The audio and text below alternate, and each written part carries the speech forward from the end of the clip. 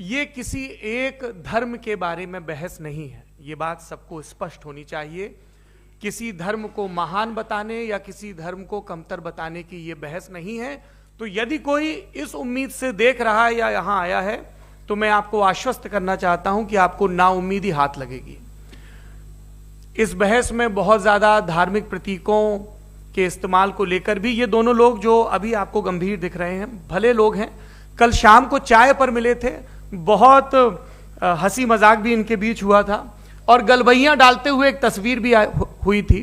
ये इस बात का प्रमाण है कि इंटरनेट पर जो हल्ला मचा हुआ है उसके मुकाबले ये दोनों लोग बहुत ही अच्छे शांत ढंग से बहस के लिए राजी हो गए हैं। ट्विटर की बातें ट्विटर तक सीमित, एलन मस्क आजकल उसको एक्स कहते हैं।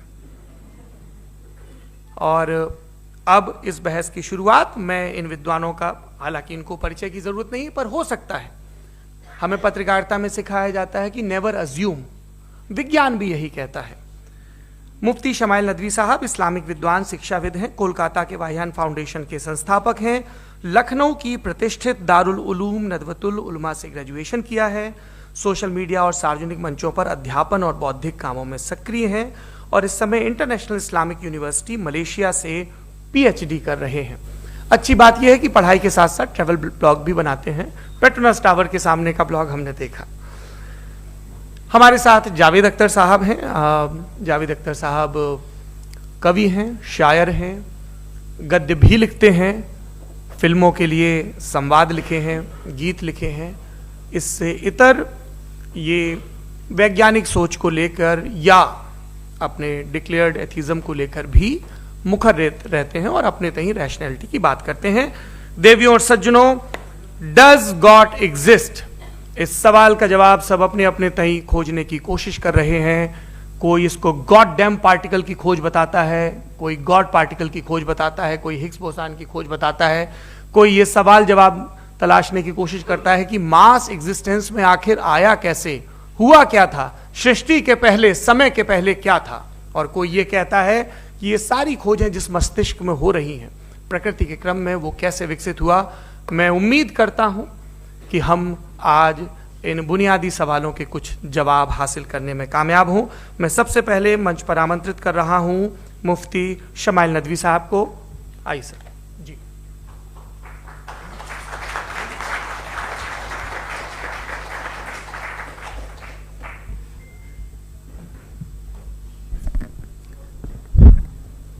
एक आखिरी गुजारिश, आप बोलना शुरू करें, आप लोग प्लीज अपने फोन फ्लाइट मोड पे या साइलेंट मोड पे रखें। एक बार चेक कर लें, कई बार बेध्यानी हो जाती है।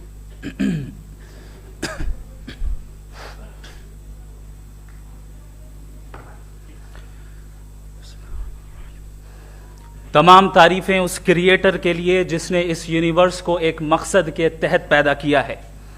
रिस्पेक्टेड जनाब जावेद अख्तर साहब, मिस्टर सौरभ द्विवेदी और respected audience, thank you all for being here today.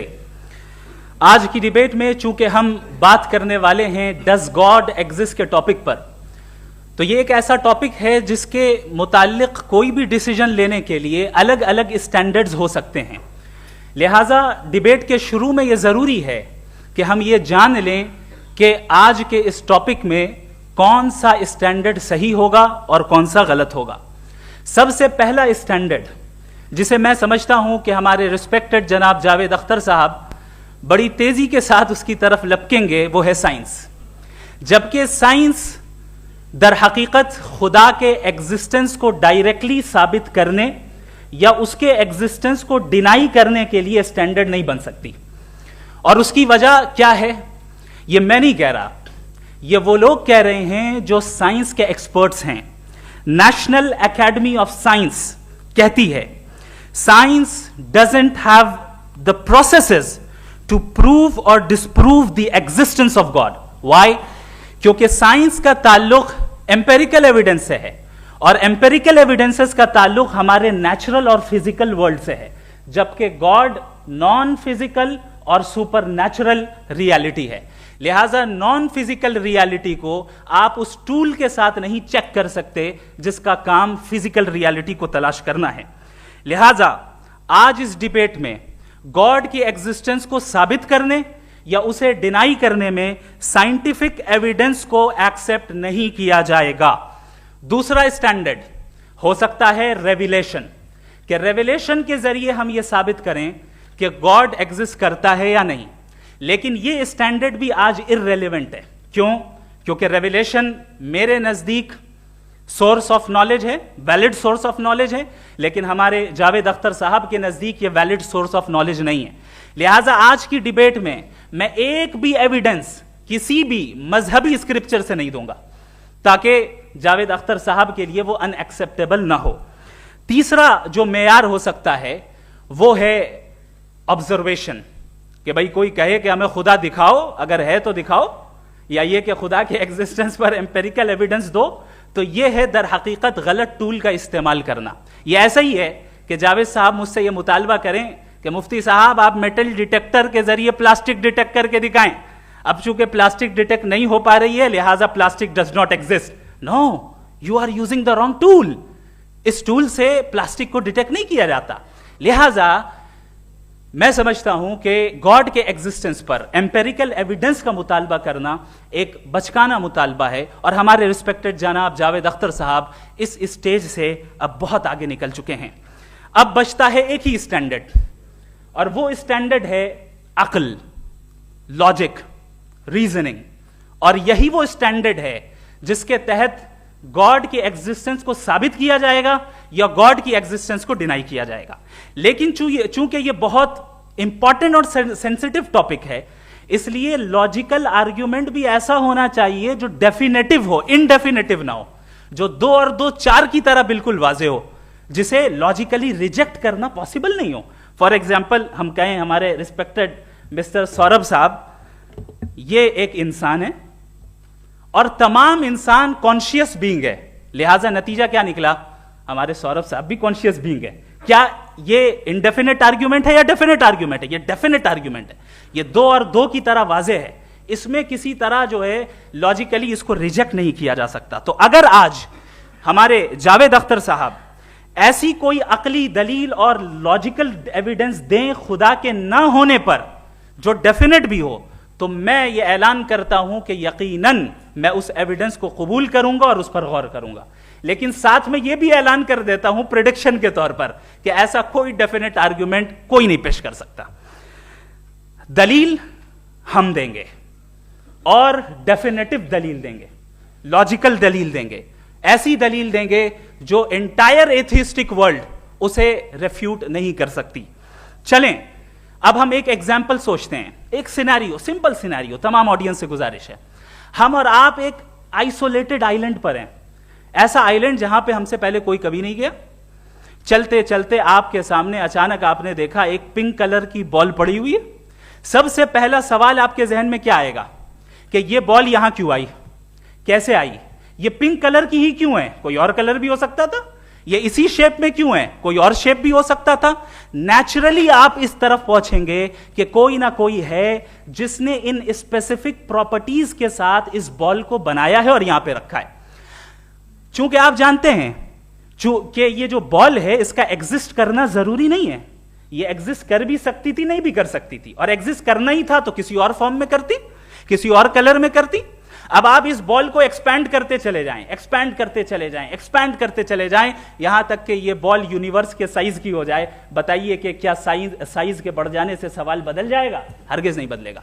अभी भी सवाल रहेगा, ये यूनिवर्स कहां से आया, इन स्पेसिफिक प्रॉपर्टीज के साथ कहां से आया, क्यों आया, किसने बनाया, यह सवाल उस वक्त भी वैलिड रहेगा। लेकिन यह सवाल अगर हम जनाब जावेद अख्तर साहब से करें तो चूंकि इनका वर्ल्ड व्यू एथिस्टिक है, और सिर्फ इनका नहीं, मतलब जितने भी एथिस्ट हैं और एथिस्टिक वर्ल्ड व्यू को रखने वाले से अगर आप ये सवाल करें कि ये यूनिवर्स कहां से आया, तो इनका जवाब या तो आर्ग्यूमेंट फ्रॉम इग्नोरेंस होगा या डॉगमेटिक होगा। या तो ये कहेंगे कि मुझे नहीं पता कि ये कहां से आया, लिहाजा गॉड डज नॉट एग्जिस्ट, ये आर्ग्यूमेंट फ्रॉम इग्नोरेंस है। या ये कहेंगे कि ये यूनिवर्स खुद ब खुद बन गया, इसका मतलब ये है कि उस बॉल को भी खुद ब खुद बन जाना चाहिए। लेकिन बॉल के ताल्लुक से ये एक्सप्लेनेशन एक्सेप्ट नहीं की जाएगी कि ये खुद ब खुद बन गई, लेकिन यूनिवर्स के ताल्लुक से कर दिया जाएगा। इसे हम दूसरे अल्फाज में डॉगमा भी कह सकते हैं। दूसरी चीज, हमारे जावेद अख्तर साहब जरूर गॉड ऑफ गैप्स की मिसाल भी जरूर देंगे और मिसाल देंगे कि पहले जमाने में बिजलियां कड़कती थी तो लोगों ने किसी एक खुदा की तरफ और बारिश होती थी तो दूसरे खुदा की तरफ मंसूब कर दिया, उनके पास दलील नहीं थी। यह हमारा वर्ल्ड व्यू है ही नहीं, यह हमारा वर्ल्ड व्यू है ही नहीं, क्योंकि नेचुरल फिनोमेना के प्रोसेस की इंटरप्रिटेशन को जान लेने से यह कहां से साबित हो गया कि गॉड एग्जिस्ट नहीं करता है। इस पर मैं इंशाल्लाह अभी आगे बात करूंगा। आप हजरात ये भी देखेंगे और मैं ये एक्सपेक्ट करता हूं कि हमारे रिस्पेक्टेड जनाब जावेद अख्तर साहब जरूर इमोशनल आर्ग्यूमेंट्स भी देंगे, जो कि एक लॉजिकल फेलेसी है जब बात आती है ट्रुथ को डिसाइड करने में। क्यों? मिसाल के तौर पर वो कहेंगे कि अगर गॉड है तो इविल क्यों एग्जिस्ट करता है, जबकि मैं कहता हूं इविल का एग्जिस्ट करना गॉड के एग्जिस्ट करने की दलील है, उसके खिलाफ नहीं है। चूंकि अगर गॉड है तो हम सब उसके सामने अकाउंटेबल हैं, और अगर हम अकाउंटेबल हैं तो अकाउंटेबिलिटी के लिए इविल का मौजूद होना जरूरी है, उसके बगैर हम अकाउंटेबल नहीं हो सकते। और अगर हम अकाउंटेबल नहीं हैं तो हम जनाब जावेद अख्तर साहब से पूछेंगे कि आप बताएं कि फिर सफरिंग इस दुनिया में क्यों है? अगर खुदा नहीं है तो सफरिंग क्यों है? और उन लोगों के जज्बे का क्या जिनके अंदर सफरिंग के बाद इंतकाम लेने का जज्बा पाया जाता है और वो इस दुनिया से ऐसे ही चले गए, क्या उनकी सारी तकलीफें बेकार चली जाएंगी? अब आ जाएं उसी एग्जाम्पल की तरफ कि बॉल, मुझसे अगर कोई पूछे इस बॉल को किसने बनाया और या इस एक्सपेंडेड बॉल को किसने बनाया, मैं कहूंगा कि चूंकि ये यूनिवर्स और इस यूनिवर्स की तमाम चीजें कॉन्टिंजेंट हैं। कॉन्टिंजेंट होने का मतलब ये होता है कि जो अपने एग्जिस्टेंस पे किसी के ऊपर डिपेंड करती हो, तो जाहिर है ये यूनिवर्स कॉन्टिंजेंट है। और अगर कोई चीज कॉन्टिंजेंट नहीं है तो मैं रिक्वेस्ट करूंगा कि मुझे दिखा दें कि कौन सी चीज यूनिवर्स में कॉन्टिंजेंट नहीं है, हम भी जरा गौर कर लें और हम भी देख लें। और जब कॉन्टिंजेंट चीजें मौजूद हैं तो फिलोसोफर्स की इस्तिलाह के मुताबिक, हम उस टर्मिनोलॉजी के मुताबिक हम उस जगह तक पहुंचते हैं और उस हस्ती तक पहुंचते हैं जिसे नेसेसरी बीइंग कहा जाता है, कि ये वो नेसेसरी बीइंग है जिसका मौजूद ना होना नामुमकिन हो। क्योंकि अगर ये मौजूद ना हो तो सारी चीजें एग्जिस्टेंस में आएंगी ही नहीं, और ये सारी कॉन्टिंजेंट चीजें उसी के ऊपर डिपेंड करती हैं। अब अगर आप ये सवाल करते हैं कि फिर उस हस्ती को किसने बनाया, फिर उसका कॉज क्या है, फिर उसका कॉज क्या है, फिर उसका कॉज क्या है, और एंडलेसली चले जाएं, इसे हम कहते हैं इन्फिनिट रीग्रेस ऑफ कॉजेस, जो कि लॉजिकल फेलेसी है। कॉन्सेप्चुअली इन्फिनिटी पॉसिबल है। मिसाल के तौर पे न्यूमेरिकल्स 1 2 3 गिनते चले जाएं, इन्फिनिट नंबर्स हैं। मैं कॉन्सेप्चुअली बात नहीं कर रहा, प्रैक्टिकली रियलिटी में साबित करके दिखाएं कि infinite regress of causes possible है या नहीं। अगर पॉसिबल है तो हम मान लेंगे, मिसाल दे दें, और पॉसिबल नहीं है तो एक ही ऑप्शन बचता है जिसे हम कहते हैं नेसेसरी बीइंग। ऐसी नेसेसरी बीइंग जो इंडिपेंडेंट है, क्योंकि अगर वो डिपेंडेंट हुई तो वो नेसेसरी नहीं रहेगी। ऐसी इंडिपेंडेंट बीइंग जो इटर्नल है, अगर वो इटर्नल नहीं होगी, उसकी बिगिनिंग होगी तो वो खुद कॉन्टिंजेंट है। ऐसी बीइंग जो पावरफुल है, क्योंकि कॉन्टिंजेंट को एक्चुअलाइज करने के लिए पावर चाहिए। ऐसी बीइंग जो इंटेलिजेंट है और नॉलेजेबल है, क्योंकि ये यूनिवर्स स्पेसिफिक फॉर्म और स्पेसिफिक लॉज ऑफ नेचर के तहत प्रिसाइजली चल रहा है। Thank you. थैंक यू मुफ्ती साहब। मैं इन दलीलों के बाद जावेद अख्तर साहब से गुजारिश करूंगा, आप बैठ के बोलना चाहेंगे या बाहर? जी।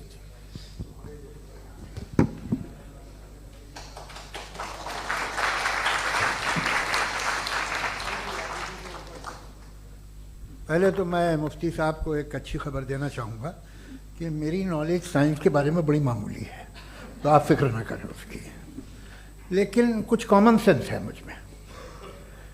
देखिए, ये खुदा का तस्वुर कोई नया तस्वुर नहीं है, ये सदियों से रहा है। ये कुछ रिलीजन 3000 साल पुराने होंगे, 4000 साल पुराने होंगे, लेकिन इंसान कोई 10,000 12,000 साल से एग्जिस्ट करता है होमोसेपियन की शक्ल में, और हमेशा कुछ ना कुछ मज़हब रहे।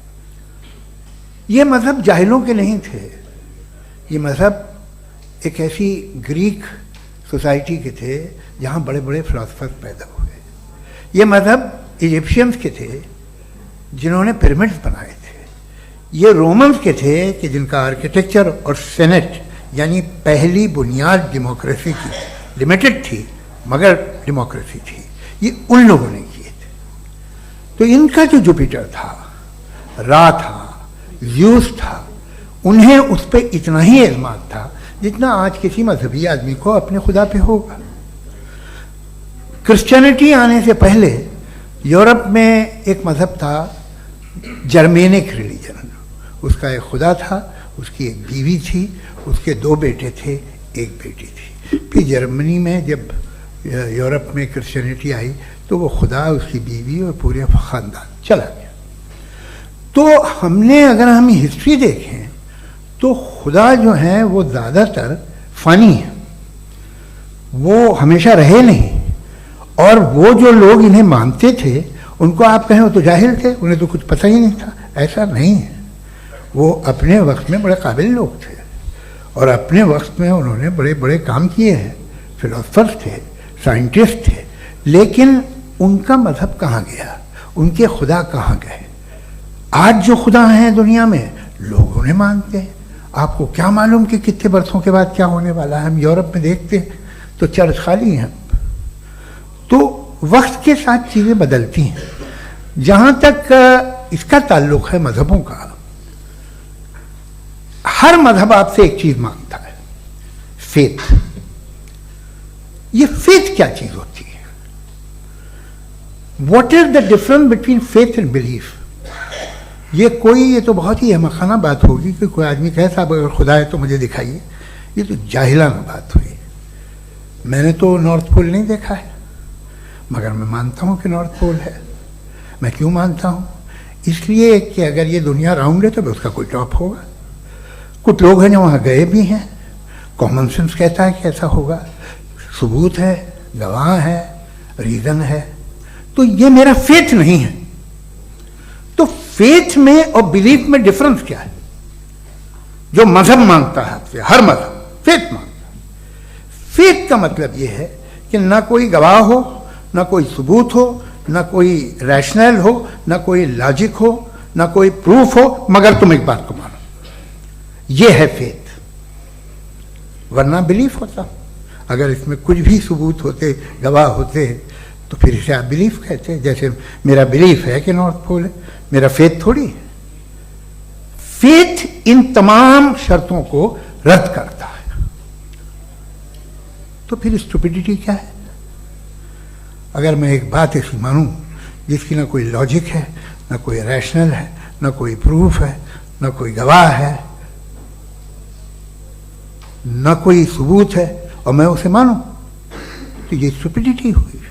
इसे ही भाई कल को मैं यकीन कर लूं कि एलॉन मस्क जो है मेरा भाई है, तो मुझे इंतहाई खुशी होगी, सुकून भी बहुत मिलेगा मुझे।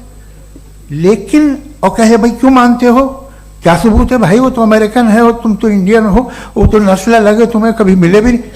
साहब देखिए मेरा फेथ है, इस पे बात न किया। फेथ का मतलब ही यह है कि आप प्रूव नहीं कर सकते। अगर आप प्रूव कर सकते हो तो फेथ की जरूरत ही नहीं, फिर तो आप बात करेंगे, आप कितनी बहस कर लीजिए। अल्टीमेटली दुनिया का हर मजहब फेथ पे टिका है, और फेथ का मतलब है एक ऐसा यकीन जिसका कोई सबूत, कोई गवाह, कोई रैशनल नहीं। अब आप ये कहें, क्या आप ये क्यों कह रहे हैं कि साहब ये कायनात किसने बनाई? कमाल ये है कि आपने बताया कि एक आइलैंड पे गए और एक बॉल देखी। आपने ये नहीं कहा कि आइलैंड किसने बनाया, आपको सिर्फ बॉल पे हैरत हुई। हमने आइलैंड पे हमने हैरत नहीं की, होते हैं आइलैंड। इसी तरह ये आइलैंड है, सितारे, ये गैलेक्सीज, ये सब आइलैंड हैं खला में। हम उन्हें टेकन फॉर ग्रांटेड लेते हैं, हम पूछते नहीं किसने बनाए। आपने जजीरे के बारे में भी नहीं पूछा है। मेरी पैदाइश कैसे हुई? क्या मैं प्लान पैदा हुआ था? I was plan to be born, या एक लकी स्पर्म था जो किसी एक से चिपक गया? मेरी पैदाइश रैंडम। और इंसाफ जिसे आप कहते हैं, इंसाफ का तो नेचर से कोई वास्ता ही नहीं। जो आप कहते हैं कि एक दिन इंसाफ मिलेगा, इंसाफ is a human concept. Nature में कोई इंसाफ नहीं। अगर शेर हिरन को खा जाता है तो उसे कोई सजा नहीं मिलती। अगर एक आंधी आती है और हरे भरे पेड़ों को उखाड़ के फेंक देती है तो आंधियों की जेल नहीं होती है। नेचर में इंसाफ नहीं, इसलिए मुझे नेचर को इंसाफ की जरूरत भी नहीं। नेचर तमाम एक है। अब हम कहें कि साहब ये देखिए जो मैंने खाना खाया था, ये मेरी आंख तो नहीं यूं कर दिया उसे, तो इसे सजा मिलनी नहीं। वो सिस्टम है, ऐसे ही चल रहा है। नेचर बगैर इंसाफ के है। इंसाफ इज अ ह्यूमन कॉन्सेप्ट। तो जो आपसे कहता है कि मैं तुम्हें इंसाफ दूंगा, वो इंसानी जहन की पैदावार है। ये नेचुरल है ही नहीं, ये आसमानी है ही नहीं, नेचर का तस्वुर, इंसाफ का तस्वुर। भाई आप साथ मिलते हैं, अब आप लेफ्ट हैंड ड्राइव कर दिया, ये क्या है? तमाम सच, तमाम नेकी, तमाम शराफत लेफ्ट हैंड ड्राइव है। वरना क्या होगा, या तो आप क्रॉस कर देंगे, आपका एक्सीडेंट हो जाएगा, या आप किसी को मार देंगे, या ट्रैफिक जैम हो जाएगा। झूठ, बेईमानी, रिश्वतखोरी, ये तमाम जो है driving on the wrong side है, इसके ऊपर कुछ नहीं। ये तो हमने बनाया, जैसे हमने लेफ्ट हैंड ड्राइव बनाई है। ये कॉन्सेप्ट ऑफ इंसाफ जो है ये हमारा है, इसका नेचर से कोई वास्ता नहीं। शेर खा जाता है हिरन को, उसे जेल होती है क्या? कुछ भी नहीं, है ही नहीं। तो ये जो दुनिया के रिलीजन प्रॉमिस करते हैं आपसे इंसाफ, इसी से मालूम होता है कि ये मैन मेड है। ये तसव्वुर कहीं और का है ही नहीं। जो नेचर है, कुछ लोग कहते हैं नेचर ही खुदा है, तो नेचर में तो इंसाफ नहीं कहीं। और आप वादा कर रहे हैं कि तुम्हें मरने के बाद इंसाफ मिलेगा। मुझे अगर मिलेगा तो मैं बहुत खुश हूँगा, लेकिन मैं यकीन नहीं कर पाता हूँ, इसलिए कि मैं फेथ नहीं पैदा कर सकता। The very fact that religions demand faith, इसका मतलब है कि उनके पास जस्टिफिकेशन नहीं है। अच्छा था, फिर रिलीजन अगर मॉडरेशन में है, कोई सा भी रिलीजन, वो आप में कुछ खूबियां भी पैदा करता होगा। देखिए उससे ये फ़ायदा है, वो फ़ायदा है। अल्कोहल जो है वो ज़्यादातर दवाओं में यूज़ होती है, और एक सर्वे किया गया था अमेरिका में कि लॉन्जिटिविटी किन लोगों की है। तो एक तरफ वो लोग थे जो शराब पीते ही नहीं थे, और एक तरफ वो थे जो एक बोतल शराब रोज़ पीते थे। सबसे ज़्यादा लंबी उम्र उनकी है जो 2 पैक नाप के शराब पीते और खाना खाते हैं। मगर हम शराब को बुरा समझते हैं, मैं भी बुरा समझता हूँ।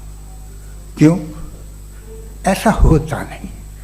कुछ चीज़ों में आदत होती है कि वो बढ़ती है। आज तक में एक आदमी दूध पीता है, आप 10 साल बाद भी मिलेंगे तो एक ही गिलास पीता होगा। ऐसा नहीं होता, सुबह से दूध पीता रहता है। मिल्कोहलिक मैंने नहीं देखे, अल्कोहलिक होते हैं। ये टेंडेंसी है मजहब की कि वो बढ़ता है, जैसे कैंसर बढ़ता है, जैसे शराब बढ़ती है। कुछ लोग होंगे जो उसे सही तरह से यूज़ करते। मुझे यकीन है कि हमारे मुफ्ती साहब भी उनमें से एक हैं, इनसे बहुत खुशी हुई मुझे इनसे मिलकर। लेकिन कितने लोग हैं कि आज आप देखते हैं दुनिया में जो तबाहियाँ हैं, इनमें कितना हाथ है उन लोगों का जो बिलीवर कहते था मजहब ये नहीं कहता, ना कहता होगा, मगर जब ये मजहब पीते हैं तो ऐसे बिहेव करते हैं। थोड़ा सा अगर हो तो शायद बहुत अच्छी बात, लेकिन शराब थोड़ी सी नहीं रहती, उसमें टेंडेंसी है पहले। थोड़ा सा अगर 2-3 कैंसर के सेल हो ना बॉडी में तो आदमी सिम रहेगा, लेकिन वो 2-3 सेल नहीं रहते, वो मल्टीप्लाई होते हैं। जावेद साहब टाइम पूरा हो गया। टाइम हो गया, तो बस बात खत्म हो गई। अच्छा, मुझे कुछ और कहने को था भी नहीं। जी, मैं पहले जवाबी दौर के लिए इनवाइट कर रहा हूं मुफ्ती साहब को। Your rebuttal round 1, you have 7 minutes.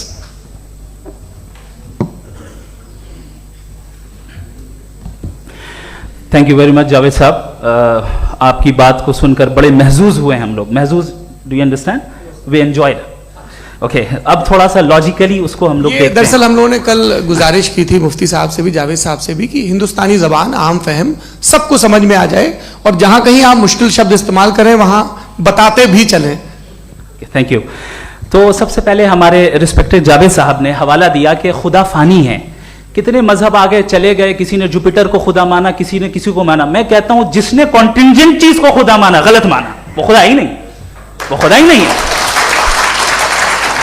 हम तो नेसेसरी बीइंग को साबित करने बैठे हैं, वो नेसेसरी कॉज जो इटरनल है, जो अबदी भी है और अजली भी है। हम किसी और को साबित करने नहीं बैठे। दूसरी चीज उन्होंने कहा कि फेथ एंड बिलीफ, ये एक ऐसी डेफिनेशन है फेथ की जो इन्होंने पहली मर्तबा पेश की है, या माफ कीजिएगा इन्होंने पहली मर्तबा पेश नहीं की है, रिचर्ड डॉकिंस ने पहली मर्तबा पेश की है। मुझे मालूम है ये सोर्स कहां से है।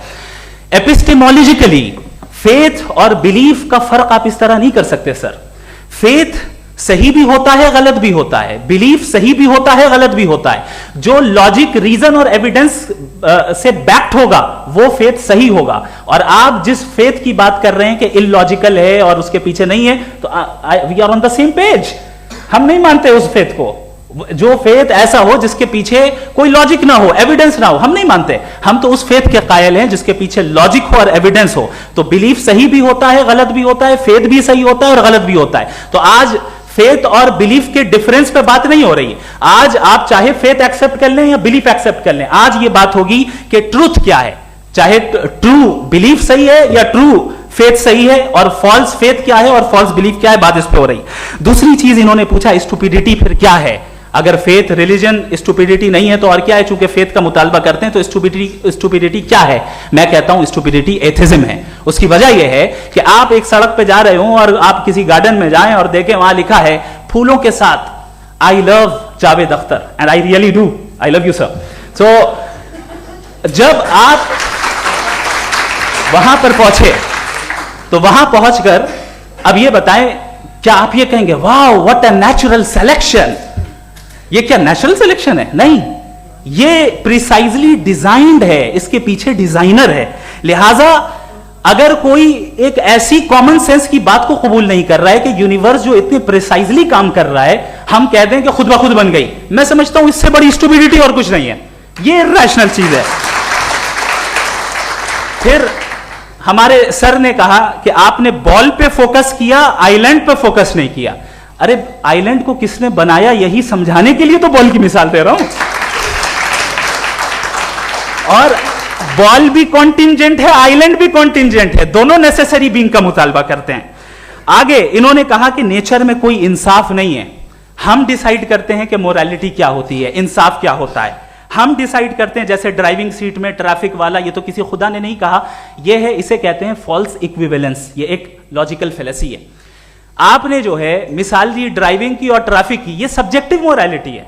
आप सब्जेक्टिव मोरालिटी को मिसाल बनाकर ऑब्जेक्टिव मोरालिटी के ऊपर नहीं थोप सकते। इंसाफ की ऑब्जेक्टिव मोरालिटी। अगर आप ये कहते हैं कि नेचर में इंसाफ नहीं है, तो इंसाफ का न होना ये नेचुरल हुआ, तो फिर नेचर को नेचर रहने दे। क्यों हम इतना स्ट्राइव कर रहे हैं दुनिया में इंसाफ लाने के लिए? ये तो इलॉजिकल बात है, इरैशनल बात है। इसलिए बहुत सी चीजें ऐसी हैं जो ऑब्जेक्टिवली जो है इविल या गुड हैं, और बहुत सी चीजें ऐसी हैं जो सब्जेक्टिवली हैं। सब्जेक्टिवली जो मोरल होता है या इमोरल होता है, उसको हम सोशल कंसेंसस से या पर्सनल प्रेफरेंस से डिसाइड करते हैं। लेकिन जो ऑब्जेक्टिव मोरालिटी है, जिसमें इंसाफ आया, जो इन्होंने बार बार रिपीट किया, ये ऑब्जेक्टिव है, सब्जेक्टिव नहीं है। अगर आप कहते हैं ये सब्जेक्टिव है, तो मेरा सवाल आपसे ये है, क्या सोशल कंसेंसस के जरिए अगर जुल्म को सही करार दे दिया जाएगा तो आप जुल्म को जस्टिफाई करेंगे?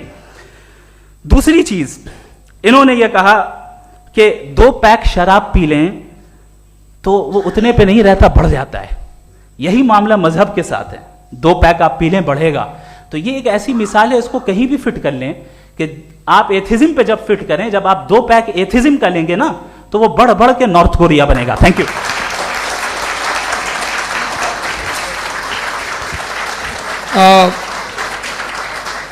फर्स्ट राउंड की रिबटल के लिए मैं जावेद साहब को इनवाइट कर रहा हूं। आपके पास 7 मिनट का वक्त है, रीसेट कर दीजिएगा प्लीज। मुझे इस बात की खुशी है कि मुफ्ती साहब ने भी मान लिया कि नेचर में कोई इंसाफ नहीं है। तो कोई भी चीज़ जो इंसान ने नहीं बनाई है उसमें इंसाफ नहीं होता है। एक बात मैं आपसे अर्ज़ करूँ, ज़रा पता लगा लीजिएगा, ये जो आप बाग में जाते हैं बेहद खूबसूरत फूल देखते हैं ना, इनमें से कोई नेचुरल नहीं है। ये सारे फूल क्रॉस करके बनाए गए हैं। जो जंगल में फूल होते हैं निहायत मामूली होते हैं। ये फूल इंसानों ने बनाए हैं। जो आप बाग में देख के वाह वाह कहते हैं, ये इंसानों के बनाए हुए हैं। डिफरेंट फूलों को क्रॉस करके, डेवलप करके, फिर क्रॉस करके इस तरह से बनाए गए। नेचुरल फ्लावर नहीं। किसी जंगल वीरान में जाके आप गुलाब के फूल नहीं देखेंगे। ये सब बनाए हुए इंसान ने, बहुत से काम इंसान ने किए। बाकी है कि आपने मेरी एक बात का जवाब नहीं दिया, जिससे मुझे शिकायत है कि फेथ क्या है और आप फेथ मांगते क्यों हैं मुझसे? आप तो लॉजिकल हैं, आपके पास तो सारे रैशनल्स हैं, आपके पास सारे सबूत हैं, तो आपको फेथ की डिमांड क्यों करते हैं कि भाई तुम सरेंडर कर दो और सवाल मत करो? कोई मजहब सारे सवाल करने की इजाजत नहीं देता है और मना करता है कि दादा सवाल ना करो, बह जाओगे तुम। आप क्यों रोकते हैं? हकीकत यह है कि इंसानी तारीख क्या है। इंसानी तारीख ये है कि दुनिया में दो तरह के लोग हुए हैं। एक वो जिन्होंने अपनी लाइल्मी की परस्तिश की है, दूसरे वो जिन्होंने अपनी इग्नोरेंस या लाइल्मी से झगड़ा किया है और मालूम किया है कि क्या है। ये जो आप कह रहे हैं, आज आप हैरान हैं कि भाई ये यूनिवर्स कैसे बनी। लोग हैरान थे कि सूरज डूबता है तो इधर से कैसे निकलता, और आप एक कदम जाके हमेशा का मानने को तैयार है, एक कदम पीछे ही मान जाइए। भाई आप इसके बाद जाते हो, कहते सवाल ना करना कि ये कहाँ से आया, ये पावर तो हमेशा से हमेशा रहेगी। तो आप यूनिवर्स के बारे में मानने में क्या तकलीफ है? एक कदम पहले रुक जाइए। ये हमेशा से थी या नहीं थी हमें मालूम नहीं है, और ये कहना कि हमें मालूम नहीं है, कमाल ये है कि दुनिया के सारे मजहब सब जानते हैं ये दुनिया कैसे बनी थी, कैसे मिटेगी, मरने के बाद क्या होगा, इनको सब इल्म है। इनको किसी को डायनासोर होते थे पहले ये नहीं पता था, किसी को नहीं पता। किसी भी दुनिया की मजहबी किताब में डायनासोर का जिक्र नहीं है, लेकिन बाकी सब बातें, how to make universe in 4 easy lessons and बाकी सब पता है। जिसको सब पता है वो गड़बड़ है। हम में ये इंकिसार, ये ह्यूमिलिटी होनी चाहिए कि हम ये कहें कि हमें ये बहुत सारी बातें नहीं मालूम, लेकिन हम उनकी परस्तिश ना करें, अपनी लाइल्मी को की परस्तिश ना करें, हम उसे पता लगाने की कोशिश करें। जिस दुनिया में आप बैठे हैं सर, ये हॉल जो है, ये इलेक्ट्रिसिटी जो है, ये माइक जो है, जिस हवाई जहाज से आप आए थे, वो जिस कार से आप यहाँ आए हैं, ये सब उन लोगों की बनाई हुई है जिन्होंने सवाल किए थे। ये दुनिया जिसमें आप आज आराम से हैं, ये उन लोगों की बनाई है कि जिन्होंने सवाल किए थे, और हर स्टेज पे इन सवालों को मकरूह कहा गया था, गलत कहा गया था। आप जरा तारीख पढ़िए, एक बड़ी दिलचस्प किताब है बर्ट्रैंड रसेल की, जिसमें उसने रिलीजन एंड साइंस कि कब से रिलीजन जो है साइंस के अगेंस्ट है, और हद तो यह है कि भाप के इंजन के खिलाफ थे, स्टीम इंजन के भी खिलाफ थे, और फतवे हुए उन पे, वेटिकन ने दिए। तो ये हमेशा, अभी जैसे ही ये राइट विंगर आते हैं अमेरिका में पावर में, तो वो जो अपना ये क्या बोलते हैं उसे, सीड क्या वर्ड है, सीड क्या जो, हाँ नहीं सीड जो होते हैं जिस पे जी, नहीं भाई, वो जो ह्यूमन बॉडी के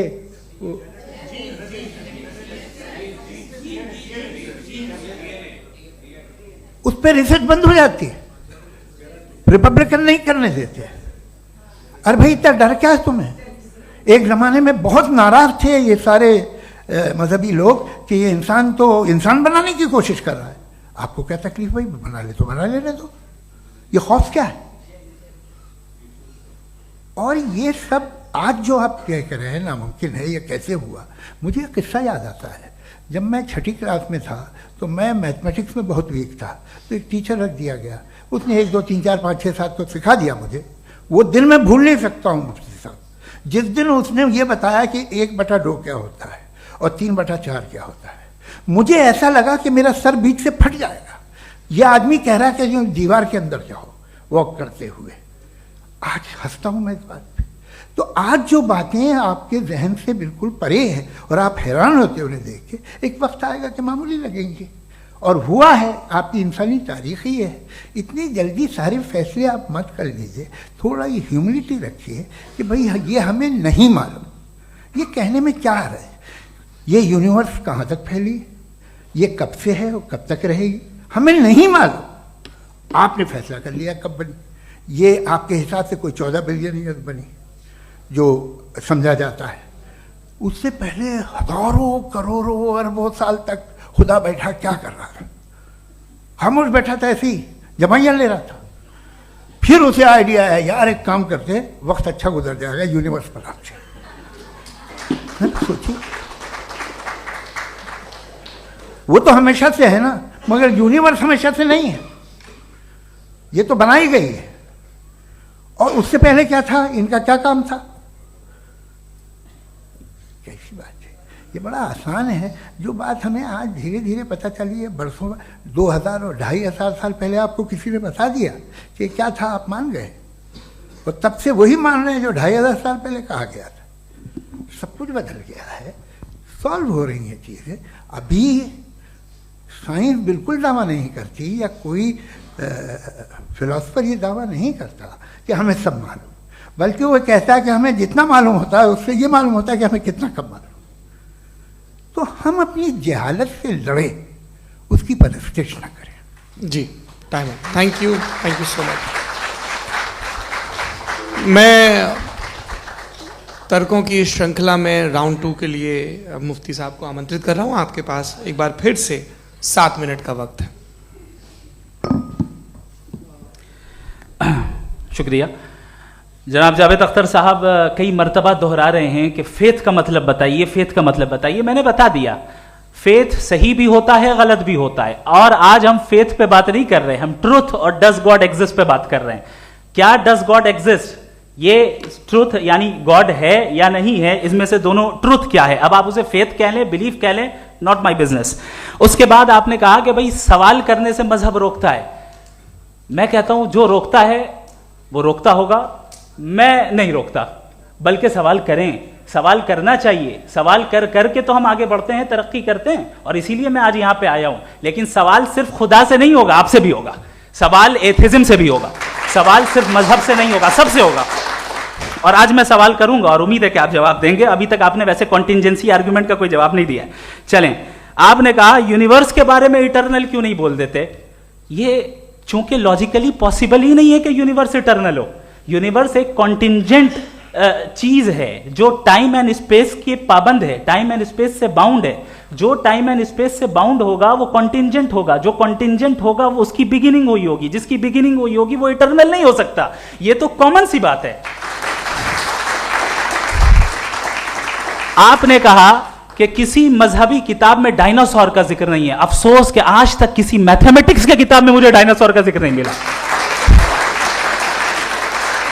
तो इसका मतलब मैथमेटिक्स की किताब बेकार है? नहीं, उसका वो टॉपिक नहीं है। रेवलेशन का और मजहबी किताबों का टॉपिक ये नहीं है कि आपको आके बताए साइकिल कैसे बनाते हैं, या आकर ये बताएं कि जो है डायनासोर कब था। वो तो मोरालिटी सिखाने आया है, गॉड के बारे में बताने आया, नॉन फिजिकल रियलिटी की हकीकत को सिखाने के लिए आया।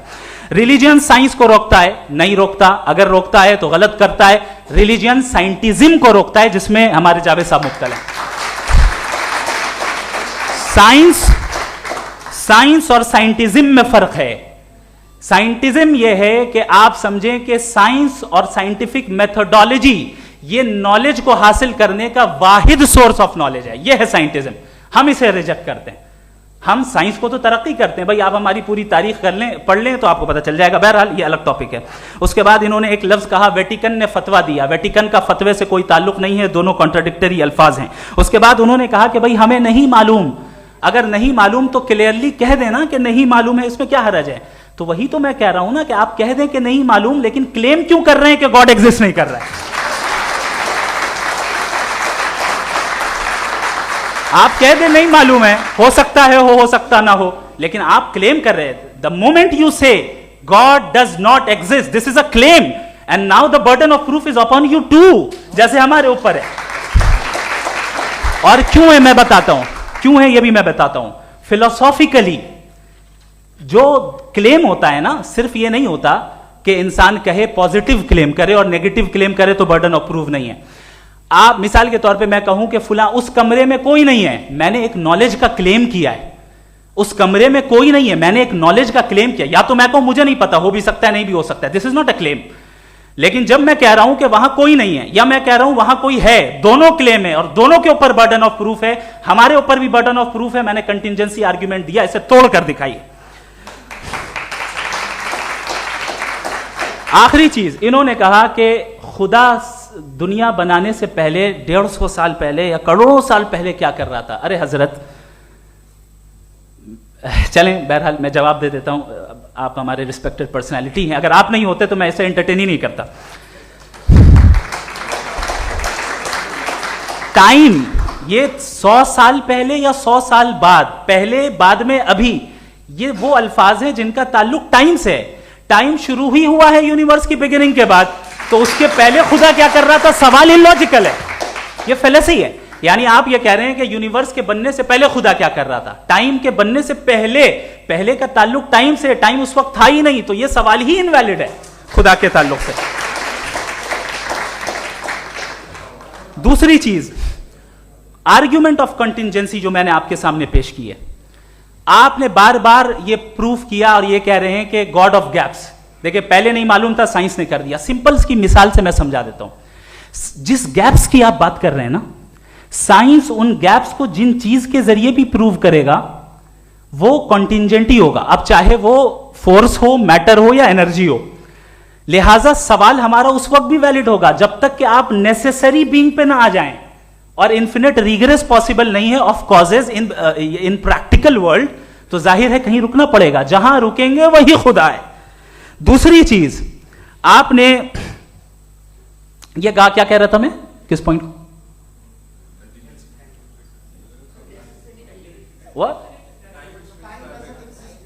Oh no, after that. Just now. हाँ, जहां रुकेंगे वही खुदा है। बहरहाल, तो टाइम का जिक्र हो गया, गॉड ऑफ गैप, सॉरी, या इसकी एक मिसाल आप ले लें। एक कार है, एक साहब ने देखा कि भाई कार जो है उसके व्हील्स कितने अच्छे लगे हुए हैं, सही जगह पे, स्टीयरिंग जो है कितने अच्छे जगह पे लगी हुई है, और सीट्स कितने वेल डिजाइंड है, कितनी प्रिसाइजली ये कार काम कर रही है, तो जरूर कोई ना कोई इसे क्रिएट किया है, किसी ने क्रिएट किया है। अब जावेद साहब आए और कहे, अरे जनाब बोनेट खोलिए, इसमें इंजन है, इंजन इस कार को चला रहा है, hence prove no one has created the car. This is illogical, this is irrational. आपने इंजन के जरिए उस गैप को तो साबित किया, लेकिन क्या उससे कार की जो क्रिएशन है और उसका जो क्रिएटर है ये इंपॉसिबल हो जाए? ऐसा पॉसिबल है? उसका सवाल खत्म हो जाए, ऐसा पॉसिबल है? नहीं। आपने गैप्स को फिल करके, कॉन्टिंजेंट चीजों से गैप्स को फिल करके हमारे ऑब्जर्वेशन को और ब्रॉड कर दिया। अब हमें और पता चल गया कि ये जो कार है इसका सिस्टम कितना ज्यादा कॉम्प्लेक्स है। पहले कम समझते थे, अब कॉम्प्लेक्सिटी और ज्यादा वाजे हो गई। अब हमें समझ में आ रहा है कि हमारी सर्टेनिटी और बढ़ गई कि जरूर इस कार को किसी ना किसी ने बनाया। यही मामला यूनिवर्स का है। साइंस हमेशा फिजिकल वर्ल्ड की चीजों को ही फिल करती जाएगी और फिजिकल चीजों से ही करती जाएगी, चूंकि एम्पेरिकल एविडेंस का ताल्लुक फिजिकल वर्ल्ड से है। आप साइंस के जरिए मेटाफिजिकल रियलिटी को कभी साबित नहीं कर सकते। ये रॉन्ग टूल का इस्तेमाल करना है। ये वही काम है कि आप मेटल डिटेक्टर से प्लास्टिक डिटेक्टर करने चलें, जो कि जाहिर है सही नहीं है। Thank you.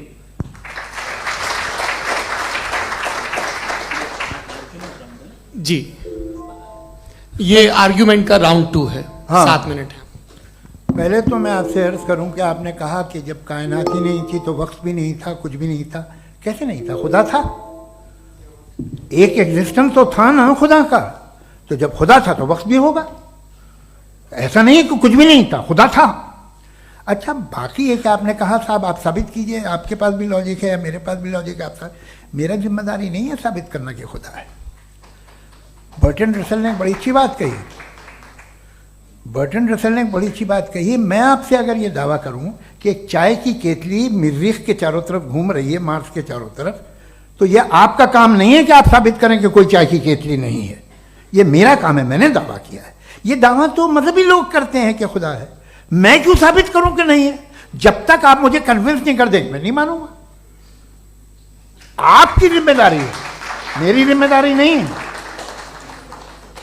दोयम ये कि ये जो आप कह रहे हैं जो गैप्स हैं, ये गैप जब जब किसी मजहब को चैलेंज करते हैं, जब ऐसा कोई बात आती है तो हंगामा हो जाता है कि जब वो चैलेंज करें किसी फेथ को। ये तमाम साइंस जो है इसे मुख्तलिफ जगहों पे मुख्तलिफ वक्तों में मजहब ने रोकने की कोशिश की है। ये किताब है religion and science, Burton Russell की, पढ़िएगा, अच्छी लगेगी आपको। तारीख ही है साइंस मजहब की, साइंस से उसका यही रिश्ता है। अच्छा, अब ये हम सोचें कि बहरहाल ये वजूद जो है मज़हब और ये बिलीव इन गॉड इंसान को बेहतर बना देता है, तो एक काम कीजिए, हिंदुस्तान वर्ल्ड का नक्शा लीजिए और मार्क कीजिए कि रिलीजन कहाँ कहाँ ज़्यादा है, कहाँ कहाँ, चाहे वो लैटिन अमेरिका हो या मिडल ईस्ट हो या फार ईस्ट हो या हिंदुस्तान के वो इलाके जहाँ मजहबियत ज़्यादा है। रख दीजिए नक्शा अलग। अब दूसरा नक्शा कि कहाँ कहाँ नाइंसाफ़ी, रिप्रेशन, औरतों के हुकूक की पामाली, जुल्म, डिक्टेटरशिप कहाँ है, नक्शा एक ही होगा। तो आप मुझे बताएं कि जो इसका तरकीब इस्तेमाल क्या है, खुदा का तरकीब इस्तेमाल तो बताइए। आप छोटी सी दवा सड़क पे बेचते हैं उसकी भी तरकीब इस्तेमाल बताते हैं। इसके इस्तेमाल से तो फायदे नहीं हुआ किसी को। जो सारे के सारे खराब मुल्क हैं, खराब समाज है, वो सारे जुल्म खुदा के नाम पे करते हैं। वो गलत करते हैं, सही करते हैं, मुझे क्या लेना देना उससे। इस्तेमाल से मालूम होता ना। एक विस्की की बोतल कभी शायद देखी हो आपने, लाल रंग की होती है, उस पर रोशनी और छपड़ा इंतहाई खूबसूरत लगती है, क्या बिगाड़ रही है किसी का, उसका इस्तेमाल गलत है, इसलिए आप उसे नापसंद करते हैं। इसका इस्तेमाल गलत है, इस तसव्वुर का इस्तेमाल ही गलत है और हमेशा से गलत हुआ है। आप देख लीजिए, इंसानी तारीख देख लीजिए, आज देख लीजिए, हिंदुस्तान देखिए, दुनिया देख लीजिए क्या हो रहा है। इसे कैसे इस्तेमाल कर रहे हैं फेथ वाले लोग? क्या फेयर हैं, जस्ट हैं, जो अपने खुदाओं पे यकीन रखते हैं? वो किस तरह के लोग हैं? वो लोगों को इंसाफ देते हैं, वो बेहतर इंसान बने। तो इस दवा का फ़ायदा क्या है? चलो बहुत फ़ायदा हो रहा तो मैं इस्तेमाल कर लूँगा, मुझे तो इस दवा का कोई फ़ायदा दिखता ही नहीं। मुझे तो ऐसा लगता, मैं एक और बात बताऊँ, अगर कोई आदमी मजहबी है और अच्छा आदमी है तो मैं उसकी बहुत इज्जत करता हूँ, इसलिए कि मेरा ख्याल है मजहबी आदमी का अच्छा होना मुझसे अच्छा होने से ज़्यादा मुश्किल है। भाई हर चीज़ की एक लिमिट है। आप इतना भाग सकते हैं, इतना नहीं भाग सकते, इतना वजन उठा सकते, इतना नहीं उठा सकते, इतना दूर देख सकते हैं, इतना दूर नहीं देख सकते। उसी तरह कॉमन सेंस कहता है कि आप में नेकी का भी एक कोटा होगा। अब आप अगर सुबह जाते हैं अपनी इबादत गाह और इबादत करते हैं, तो बाहर निकलते हैं तो आप तो यही महसूस करते हैं कि आपने एक बहुत अच्छा काम किया, आपकी नेकी का एक बहुत बड़ा कोटा खर्च हो गया जिससे किसी का कोई फ़ायदा नहीं होगा।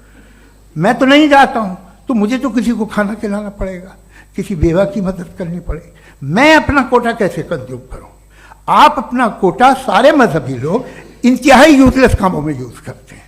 उसके बाद भी अगर आप में बच्ची है थोड़ी सी शराफत, तो भाई वाह क्या बात है।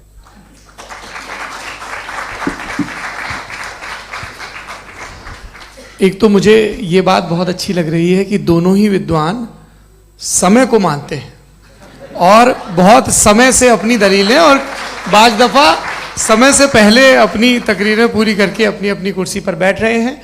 ये इस आर्ग्यूमेंट का राउंड 2 पूरा हुआ। अब रिबटल का राउंड 2 है और उसके बाद क्रॉस एग्जामिनेशन होगा।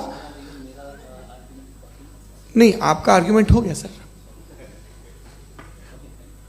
हमारे यहाँ स्कूल के सिलेबस में पंच परमेश्वर कहानी पढ़ाई जाती है, प्रेमचंद जी की लिखी हुई। आप निश्चिंत रहिए, आपके कोई राउंड में मिस नहीं होने दूंगा। रिबटल का राउंड 2, मुफ्ती शमाइल नदवी साहब।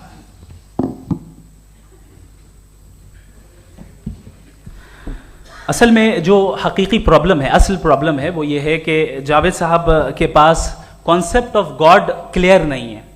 इन्होंने कहा कि कायनात से पहले खुदा तो था, तब भी तो टाइम होगा। ये टाइम कायनात का हिस्सा है। हम खुदा, उस खुदा को मानते हैं, नेसेसरी बीइंग का टाइमलेस होना जरूरी है, चूंकि वो टाइम का क्रिएटर है। जब उसने टाइम को क्रिएट किया तो वो खुद टाइम पे कैसे होगा? उसने जब स्पेस को क्रिएट किया तो खुद स्पेस में कैसे होगा? अगर वो टाइम एंड स्पेस को पहले से ही उसका पाबंद है तो फिर किस चीज को उसने क्रिएट किया? लिहाजा ये सवाल गलत है कि खुदा था तो टाइम होगा। बिल्कुल नहीं, टाइम के पाबंद हम है, खुदा नहीं है। हम फिजिकल वर्ल्ड से ताल्लुक रखते हैं, वो मेटाफिजिकल रियलिटी है। दूसरी चीज इन्होंने मिसाल दी कि चाय की केतली हवा में घूम रही होगी, और पता नहीं शायद वो बर्टन रसल का उन्होंने हवाला दिया। बहरहाल यही प्रॉब्लम है। प्रॉब्लम यही है कि हम चीजों के दरमियान डिफरेंशिएट नहीं कर पाते हैं।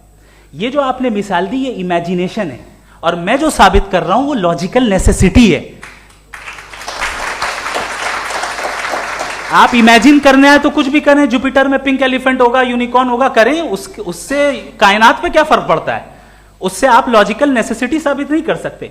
मैं तो उस प्राइम कॉज की बात कर रहा हूं, उस नेसेसरी बीइंग की बात कर रहा हूं जिसके बगैर इस कायनात का एग्जिस्टेंस मुमकिन नहीं है।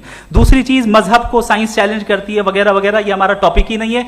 मैं इस पे बात करूंगा तो फिर मेरा वक्त चला जाएगा। मजहब के ऊपर चूंकि हमारी डिस्कशन नहीं है, साइंस को मजहब और बिलखुसूस मैं और हमारा वर्ल्ड व्यू कम अज कम साइंस को पीछे नहीं करता है, साइंटिज्म की मजम्मत करता है। इसकी वजाहत मैंने पहले कर दी।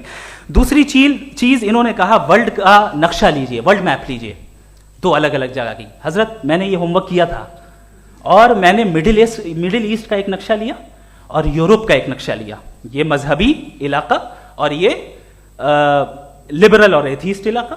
मुझे पता चला कि सबसे ज्यादा रेप केसेस जो हैं वहां पर है।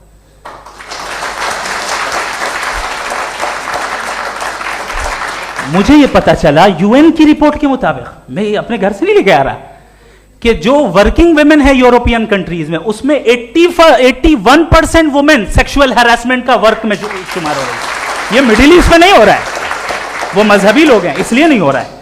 दूसरी चीज, आपने ये कहा कि मजहबी आदमी का अच्छा होना हमारे अच्छे होने से बहुत मुश्किल है, बहुत मुश्किल है। तो इसका मतलब यह है कि गॉड के अलावा आपके पास अच्छे और बुरे का कोई स्टैंडर्ड है। मैं चाहूंगा कि कन्वर्सेशनल स्टाइल वाली डिस्कशन और सेगमेंट पे इसी पे बात कर लेते हैं। Thank you very much.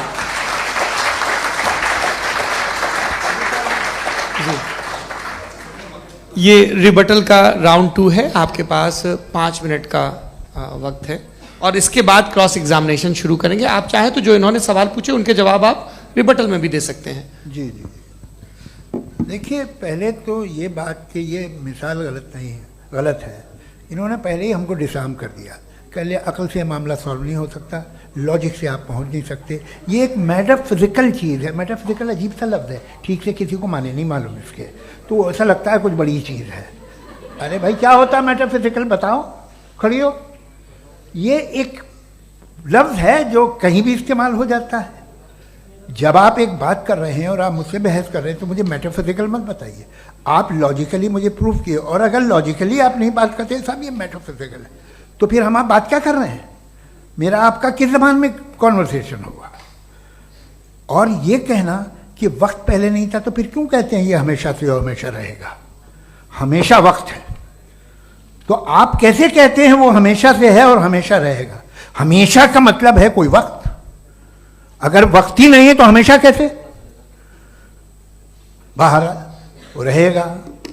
अब मैं ये देखता हूँ, आपने कहा ना कि वहाँ रेप ज़्यादा होते हैं, तो हम एक बात देखते हैं कि ये दुनिया जिस पे वो कादर मुतलक है, जिसकी मर्जी के बगैर पत्ता भी नहीं हिलता, ओमनीपोटेंट है, ये दुनिया चल कैसे रही है? और इस दुनिया का हाल क्या है? 45,000 बच्चे जो 10 साल की उम्र से कम थे वो गाजा में मरे। भूख से काला हांडी में बच्चे मरते हैं और डिप्थेरिया से मरते हैं। डिप्थेरिया अजीब मर्ज है, गले में जाली बनना शुरू होती है, बच्चा नीला हो जाता है, गरीब का बच्चा, इसलिए कि उपास इलाज में। ये कादर मुतलक है, जो चाहे कर दे। इससे आप दुआएं मांगते हैं हमारी, ये काम कर दे वो कर दे, तो इसका मतलब डे टू डे लाइफ में वो इंटरफेयर करता है और ये देख रहा है वो। अगर वो वाकई भी है फॉर डिस्कशन सेक, तो मैं जब दुनिया देखता हूं तो मेरे दिल में उसके लिए कोई इज्जत नहीं पैदा होती। ये क्या कर रहे हो तुम पूरे ऑल पावरफुल हो, ओमनीपोटेंट हो, ओमनी प्रेजेंट हो। तुम तो वहां गाजा में रहे होगे ना, तुम हर जगह हो। तुम देख रहे थे कि बच्चे की कैसे धज्जियां उड़ रही, तुम देख रहे थे और तुम चाहते हो मैं तुम्हारी परस्तिश करूंगा, तुम हो भी। अरे यार, इसके अच्छे तो हमारे चीफ प्राइम मिनिस्टर हैं, कुछ तो ख्याल करते हैं। कमाल है, आप किसकी इबादत कर रहे हैं? अगर वो है भी, ये दुनिया नाइंसाफी से, जुल्म से, जबर से, तशद्दुद से भरी हुई। और आप ये मत कहिएगा कि वो देख रहा है और वो बताएगा एक दिन। अगर वो देख रहा है और इंटरफेयर नहीं करता तो आप दुआ क्यों मांगते? आप कहते हैं मेरा ये काम करा दे, इसके मतलब है वो दखल दे सकता है, वो आपको नौकरी दिलवा सकता है, भले दूसरे आदमी को ना मिले, मगर आपका काम कर देगा चूंकि आपने दुआ मांगी है। तो जब वो आपको नौकरी दिला सकता है, लड़की की शादी कर सकता है, बेटे को ग्रीन कार्ड दिलवा सकता है, तो कम से कम ये जो मर रहे हैं बच्चे, इनको रोक दे, कुछ तो करे। मुझे तो दुनिया में, इस दुनिया का कोई मालिक है, इसका ओमनीपोटेंट कोई रूलर है, और ये दुनिया ऐसी चल रही है। मैं तो चाहूँगा कि भाई ना हो, अगर हो तो बड़ी शर्मिंदगी की बात है। शुक्रिया।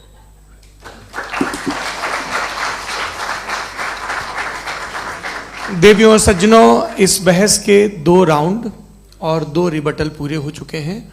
अब सबसे ज़रूरी और सबसे मुश्किल राउंड शुरू हो रहा है, क्रॉस एग्जामिनेशन का। अब इन विद्वानों की सज्जनता की एक परख भी होगी, और वक्त हमने 16 मिनट का तय किया है। पहला सवाल आप पूछना चाहेंगे? जी बिल्कुल। पहले बोले भी आप आप माइक ले लीजिएगा हाथ में, ये नीचे से जी। मैं बोलता हूँ, ये डायस हटा सकते हैं क्या हम थोड़ा क्विकली? डायस पीछे कर दीजिए बस थोड़ा सा, है, ताकि ये जो दाएं बाएं लोग बैठे हैं, इसे हटा ही दीजिए। अब हम वहाँ तो जाने वाले नहीं, आराम से आराम से दोनों तरफ से हटा दीजिए।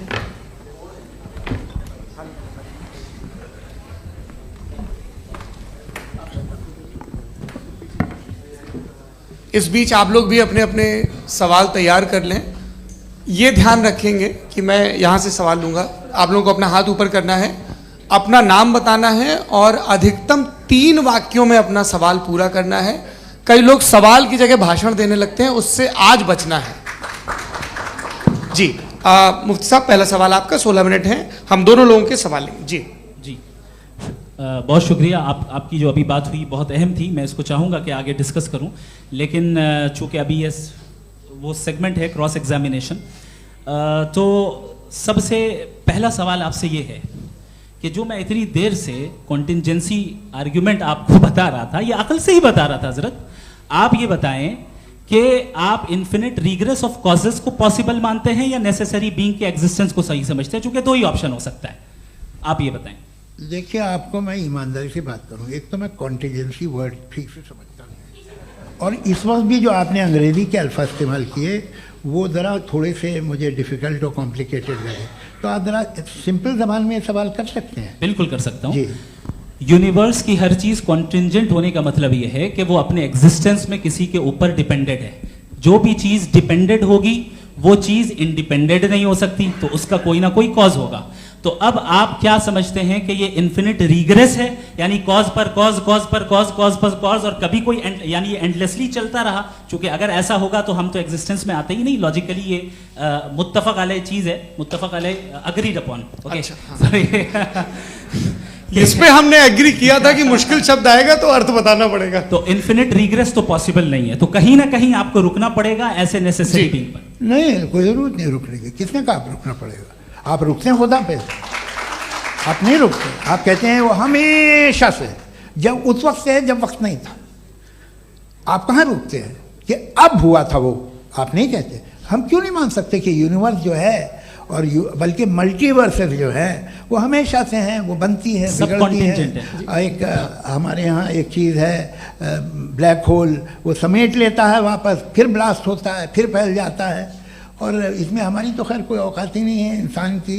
एक छोटे से ज़र्रे पे हम 50-60 साल की उम्र रखते हैं, जो करोड़ों अरबों साल की कायनात है उसमें, और पैदा भी नहायत ही बेहुदा वजह से हुए थे। तो इसमें ये सोचना कि इसकी वजूहात और ये क्यों है, ये डिपेंडेंट है, ये हम देख रहे हैं।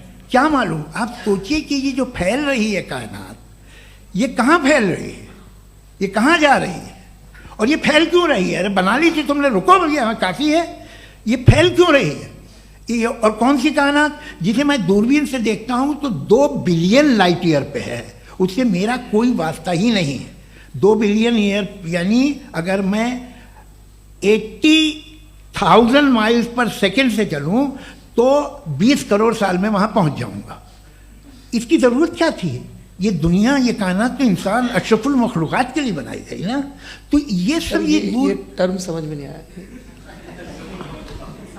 इसमें कोई खास समझने वाली बात थी भी नहीं। ये जो अल्टीमेट कहा यह जाता है कि ये जो पूरी यूनिवर्स है, ये जो दुनिया है, ये इंसान के लिए बनाई गई। अच्छा, ये सब इंसान के लिए। क्यों साहब, सही है ना? बिल्कुल, लेकिन इसका ये मतलब नहीं कि किसी चीज के पीछे रीजन आपको नहीं पता तो रीजन नहीं है, इसे कहते हैं नहीं, argument from limited perspective। मुझे नहीं पता, लेकिन मेरी जिम्मेदारी नहीं है। वो बिल्कुल सही कहा था उसने, बर्टन रसल ने। आपने उसे मजाक में टाल दिया कि भाई आप एक दावा कर रहे हैं, मैं क्यों कहूं कि ये गलत है दावा? आप प्रूफ कीजिए, मेरे पे जिम्मेदारी ही नहीं है, मैंने थोड़ी कहा है। आप प्रूफ कीजिए कि ये सही है। आप आर्ग्यूमेंट ऑफ कंटिजेंसी आप का जवाब कोई ही नहीं दे सवाल रहे हैं। पूछना चाहेंगे? है? आप सवाल पूछना चाहेंगे मुफ्ती साहब से? क्योंकि ये क्रॉस एग्जामिनेशन का दौर है। आप जैसे पहले बोल रहे थे फेथ को लेके कुछ। मैं ये पूछना चाहूँगा कि खुदा ने जो भी रेवलेशन किए हैं, एक मज़हब के लिए बहुत से मज़हबों में किए हैं, अलग अलग रेवलेशन है। कहीं कुछ एक बातें हैं, कॉन्ट्रडिक्शन भी है आपस में, कहीं कुछ आप कर सकते हैं, कहीं कुछ नहीं कर सकते। ऐसा नहीं है कि सबकी कोड ऑफ मॉरल एक है। तो ये किस्सा क्या है? अब आप ये देखिए कि मुझे कभी कभी लगता है कि ये जो फुटबॉल फाइनल होता है, लाखों लोग होते हैं, फिर वो टीवी कवर कर रही करोड़ों लोग, अगर उसमें खुदा की एक बूमिंग आवाज़ आ जाती, मैं गॉड हूँ, तो सारे लोग अभी सुन लेते और टीवी पे भी सुन लेते, किस्सा खत्म होता। ये इतनी राजदारी क्या है कि तुम सामने कुछ तो सबूत दे दो हमें सॉलिड। ये कह साहब ये यूनिवर्स कैसे बनी, इससे मसला क्या हल होगा? मैं पूछूंगा आपसे खुदा कैसे बना? क्यों नहीं पूछूंगा कैसे बना? बल्कि वो तो कायनात से कहीं ज़्यादा इंटेलिजेंट है, कायनात से कहीं ज़्यादा कॉम्प्लेक्स। जी वो हमेशा से है। आप कहेंगे मैं मान लूँगा। अच्छा, दोयम वो कादिर मुतलक, यानी कादिर मुतलक का मतलब ओमनीपोटेंट, वो जो चाहे कर सकता है। आपको नौकरी दिलवा सकता है, आपकी अच्छी जगह शादी करवा सकता है, आपके पड़ोसी का मुकदमा हरवा सकता है, आपको जिता सकता है, सब काम करता है। थोड़ा सा माइक क्लोज जी। वो इस दुनिया को चला कैसे रहा है? ये दुनिया कैसे चल रही है? आपको इस पर हैरत नहीं होती? या क़यामत के बाद कभी एक जस्टिस होगा, जब ये बच्चा मर चुका होगा, जिसकी धज्जियाँ उड़ गई बम से, इसको इंसाफ मिलेगा तब? अच्छा, अब जवाब दूं? हाँ दीजिए। मैं वही इसीलिए आप की तरफ आता। सबसे पहले आपने रेवलेशन और स्क्रिप्चर्स की बात की, इस पे मैं बात कर सकता हूं, लेकिन आज नहीं करूंगा चूंकि वक्त कम है, कभी और इस पे डिस्कस करेंगे। मैं तैयार हूं उस पे भी बात करने के लिए। ये अभी से राउंड 2 की भूमिका तय हो रही है। Does God exist round 2? चूंकि आज गॉड के एग्जिस्टेंस पे बात है, तो मैं उसी के रिलेटेड जो है आपके सवालात को एंटरटेन भी करूंगा और मैं भी पूछूंगा। आपने कहा कि आपने साबित ही नहीं किया, जबकि आर्ग्यूमेंट ऑफ कॉन्टिजेंसी बुनियादी आर्ग्यूमेंट है। आप मुझे कॉन्टिजेंसी का मतलब बताइए, आपका मतलब क्या? कॉन्टिजेंसी कॉन्टिजेंसी का मतलब यह हुआ कि हर वो वजूद जो किसी भी चीज का पाबंद है, हर वो वजूद या हर वो चीज जो अपने एग्जिस्टेंस में किसी भी चीज के पाबंद है और उससे बाउंड है, उसको उसकी जरूरत है, उस पर डिपेंड करती है, तो जाहिर सी बात है कि उसका कोई ना कोई कॉज होता है। ये तो अक्ल की बात है। ये आप रीजनिंग की बात करते हैं, मैं वही कर रहा हूं। दूसरी चीज आपने ये बात कही कि इतने बिलियन लाइट ईयर्स दूर है, उसका मेरा क्या लेना देना। फिर मेरे ख्याल से आपको ये नहीं कहना चाहिए I think therefore I am an atheist. आपको सोचना चाहिए, सिर्फ आप एक लिमिटेड दायरे में रहकर नहीं सोचें, बल्कि बाहर निकलकर सोचें। आपने तीसरा सवाल किया, आपने 2-3 सवाल एक साथ। ऐसी बातें ना कीजिए, कुछ लोगों को इतराज हो जाएगा आप पे कि आप कुछ भी सोचिए। ये इजाजत आपको है नहीं, मुझे है।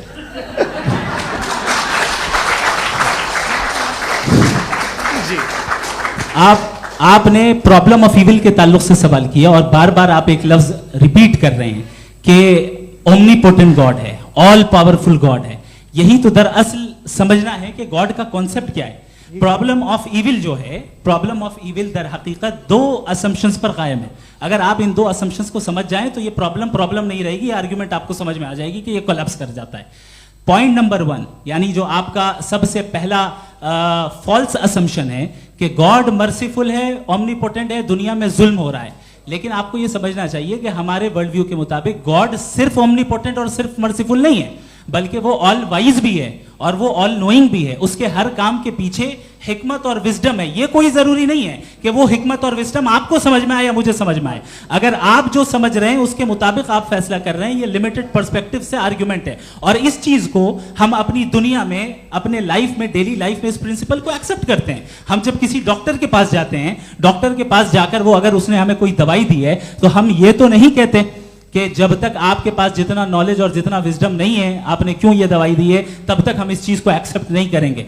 नहीं कहते, हम उसकी अथॉरिटी को तस्लीम करते हैं। क्यों? क्योंकि उसकी हम जानते हैं कि वो नॉलेजेबल है, वो विजडम वाला है, हमसे ज्यादा नॉलेज और हमसे ज्यादा विजडम है। बताएं सर। नहीं, डॉक्टर में और खुदा में बड़ा डिफरेंस है। डॉक्टर पढ़ा लिखा होता है एक, तो मैं उसकी बात सुनूंगा।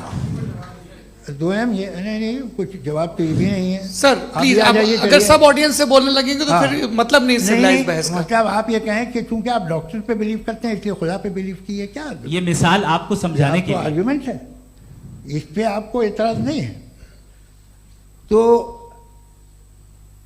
सिंपल बात ये है कि मैं अगर ये यकीन कर लूँ कि एक ओमनीपोटेंट, उसकी मसलहत है, ये जो बच्चे मर रहे हैं ये मसलहत है उसकी, मुझे नहीं चाहिए इसकी मसलहत। उसकी मसलहत नहीं, यही तो समझना है, मतलब एक्सपीरियंस।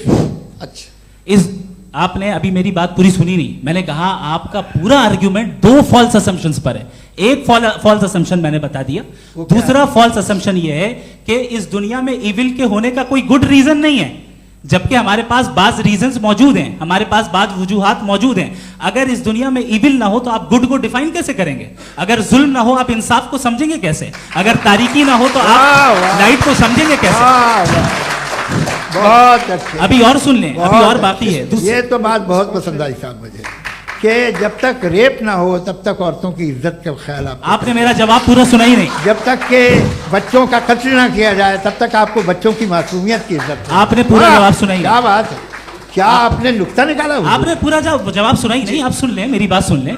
ये मैंने आपको एक चीज बताई। दूसरी चीज, इस दुनिया में हम आए हैं टेस्ट के लिए, हमारा टेस्ट हो रहा है और हर इंसान का अलग अलग अंदाज में टेस्ट होता है। और इस दुनिया में अगर इविल मौजूद है तो वो इविल जरिया है हमारे अंदर ह्यूमन नोबल क्वालिटीज को डेवलप करने का और अलग अलग फील्ड में प्रोग्रेस करने का। और अगर हमारे अंदर और इस दुनिया में इविल नहीं होता तो बताइए टेस्ट का मतलब क्या होता? अगर मैं अपने स्टूडेंट को एमसीक्यूज दूं और उसमें सिर्फ राइट आंसर लिख कर दे दूं और कहूं तुम्हारा टेस्ट हो गया, ये मीनिंगलेस है।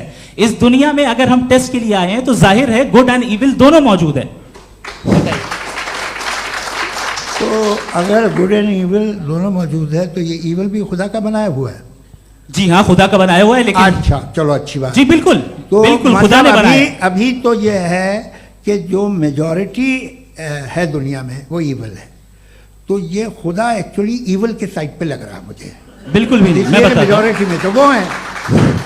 क्या बात कर रहे हैं भाई आप? मैं बहुत कोई भी जो मुंसिफ होगा, चाहे आपका अपना घर हो जिसके आप सबसे बड़े हैं, चाहे आपकी ऑर्गेनाइजेशन हो जो आप चलाते हैं, वहां पर आप इविल रखेंगे साबित करने को कि बाकी लोग शरीफ हैं? मेरी बात सुन, क्या ये आर्ग्यूमेंट ही गलत है? अगर कि जब तक के कोई इविल नहीं होगा तब तक के शरीफ आदमी शरीफ नहीं लगेगा। अगर एग्जामिनर गलत ऑप्शन दे रहा है तो एग्जामिनर इविल नहीं हो गया, जो गलत ऑप्शन को सेलेक्ट कर रहा है वो फेल होगा। क्रिएटर ने इविल को बनाया है लेकिन वो इविल नहीं है। अच्छा सुनिए मेरी बात, लेट मी कंप्लीट सर। जी जी। क्रिएटर ने इविल को बनाया है टेस्ट के लिए, वो इविल नहीं है। इविल वो होगा जो उसे इख्तियार करेगा। छुरी को बनाने वाला गलत नहीं होता है, छुरी का गलत इस्तेमाल करने वाला गलत होता है। रेप को कैसे गलत इस्तेमाल करते हैं? रेप इंसान के फ्री विल का नतीजा है। ये रेप कैसे गलत इस्तेमाल होता है? ये मुझे अब सुन लें, अब सुन लें। गलत इस्तेमाल होता है। हाँ मैं बता रहा हूँ ना, कैसे गलत? मैं बता रहा हूँ कि जो इविल इस दुनिया में मौजूद है उसके कई सारे तरीके हैं। एक तरीका इंसान का अपना फ्री विल है। अब अगर कोई रेपिस्ट रेप कर रहा है तो इसका गॉड का कसूर नहीं है, वो अपने फ्री विल का गलत इस्तेमाल कर रहा है, उसको सजा मिलनी चाहिए। अच्छा। और उसी के लिए जहन्नम बनाई गई है। ये फ्री विल का भी बड़ा चक्कर। आप जब कोई बुरा काम करते हैं या कोई बुराई होती है तो ये कहा जाता है कि ये फ्री विल है। 7 billion free wills are moving on this planet. 7 billion free will. और एक आदमी अपनी फ्री विल से मुझे कत्ल कर दे तो मैं खुदा की मर्जी से मरा हूं कि इसकी फ्री विल की वजह से? मेरी मौत खुदा के हाथ है या ये फ्री विल वाले के हाथ? खुदा ने फ्री विल का निजाम बनाया है और उस निजाम का गलत इस्तेमाल करके कोई आपको मार रहा है, इस्तेमाल करके मेरा कत्ल कर देता है। अब मेरी मौत का जिम्मेदार कौन है? वो इंसान जिम्मेदार है वो इंसान। जी। तो ये कहना कि और उसको सजा मिलेगी। तो अब आप आगे चलिए कि ये तय करना कि अल्लाह ही या खुदा, सॉरी अल्लाह ने, खुदा ही जिंदगी देता है, खुदा ही मौत देता है, ये गलत है। बिल्कुल गलत नहीं है। हाँ, नहीं, निजाम उसी ने बनाया फ्री विल का, निजाम मौत और हयात का उसी ने बनाया। You are contradicting yourself. अभी आपने कहा कि एक आदमी ने फ्री विल से आपको मार दिया, इसमें उसे फ्री विल दी गई थी, उसने गलत इस्तेमाल किया। 7 billion free wills are moving on this planet, और आप चाह रहे हैं कि मैं सिर्फ खुदा का ध्यान करूं। ये 7 बिलियन फ्री विल्स को मुझे लुक आफ्टर करना पड़ेगा कि नहीं? ये तो तबाहियां कर रही हैं और तबाहियां ज़्यादा हो रही हैं। बिल्कुल। तो अगर आप बताएं अगर खुदा नहीं है फॉर एग्जाम्पल, तो आप इविल को कैसे डिसाइड करेंगे? यानी how can you define evil objectively without God? देखिए, दुनिया में 2 तरह के जानवर हैं, एक जो अकेले रहते हैं जंगल में और एक जो ग्रुप्स में रहते हैं। ग्रुप में जो भी रहेगा, चाहे वो आपका फाउंडेशन हो, चाहे कोई क्लब हो, चाहे कोई पॉलिटिकल पार्टी हो, चाहे कोई यूनिट हो, उसमें आपको इंटरैक्ट करने के रूल बनाने पड़ेंगे। यानी लोग तय करेंगे। लोग तय करेंगे। अगर लोगों ने ये तय किया कि किसी का रेप करना सही है, आप जस्टिफाई करेंगे? नहीं, आपका फाउंडेशन तो ये हो गया ना कि लोग ही विल डिसाइड करेंगे। नहीं, अरे दुनिया में ऐसे ग्रुप्स हैं जो रेप को जायज़ मानते हैं सर्टेन हालात में। मैं डिटेल में नहीं जानूंगा, आप भी जानते हैं। ये जो आईसिस वाले थे, इन्होंने क्या किया था, तो उन्होंने क्या किया उसका खुदा से कोई ताल्लुक नहीं है सर। मैंने सिंपल सवाल किया कि इविल को आप डिफाइन करते कैसे हैं? आगे वापस आइए जी। आप साथ में तभी रह सकते हैं जब कुछ आप ऐसे उसूल डेवलप करें जिसमें हर एक का बेसिक तहफ़्फ़ुज़, हर एक का बेसिक राइट हो और हर एक को कोई आराम मिले। यही तरीक़ा है किसी भी ऑर्गेनाइजेशन जिसमें एक से ज़्यादा लोग हैं और वो ऐसे चलती है ज़िंदगी। उसमें अगर आप गड़बड़ करेंगे तो तबाही होगी, नुकसान होगा, बर्बादियाँ आएंगी। और अगर उसमें आप घर ले लीजिए ना, एक हस्बैंड है, एक वाइफ है, बच्चे हैं, वालदा भी हैं, 2 बहनें भी हैं, एक भाई भी है। अब इसमें कोई निज़ाम आपको चाहिए साथ में रहने का, और एक दूसरे पे भरोसा रहे, एक दूसरे के बहीख्वाह हों, एक दूसरे की मदद करें, ऐसी जिंदगी। सर आपकी बात आ गई। आप ये कह रहे हैं कि लोग डिसाइड करेंगे क्या सही है क्या गलत है, यही है? मेजॉरिटी डिसाइड करेगी क्या सही है क्या गलत है? अरे भाई बिल्कुल। मेजॉरिटी अगर ये कहे कि नाजी जर्मनी के साथ जिस तरह मेजॉरिटी थी कि जेनोसाइड करना सही है, आप जस्टिफाई करेंगे? उस वक्त आपका ये सवाल सिर्फ उसके बाद क्लोजिंग। हाँ, उस वक्त प्लेनेट पे जो लोग थे, उनमें कितने लोग हिटलर को सही समझते? अच्छा, प्लेनेट की मेजॉरिटी तय करेगी सोसाइटी की नहीं। प्लेनेट की मेजॉरिटी गॉड के एग्जिस्टेंस को सही मानती है, आप क्यों नहीं मानते?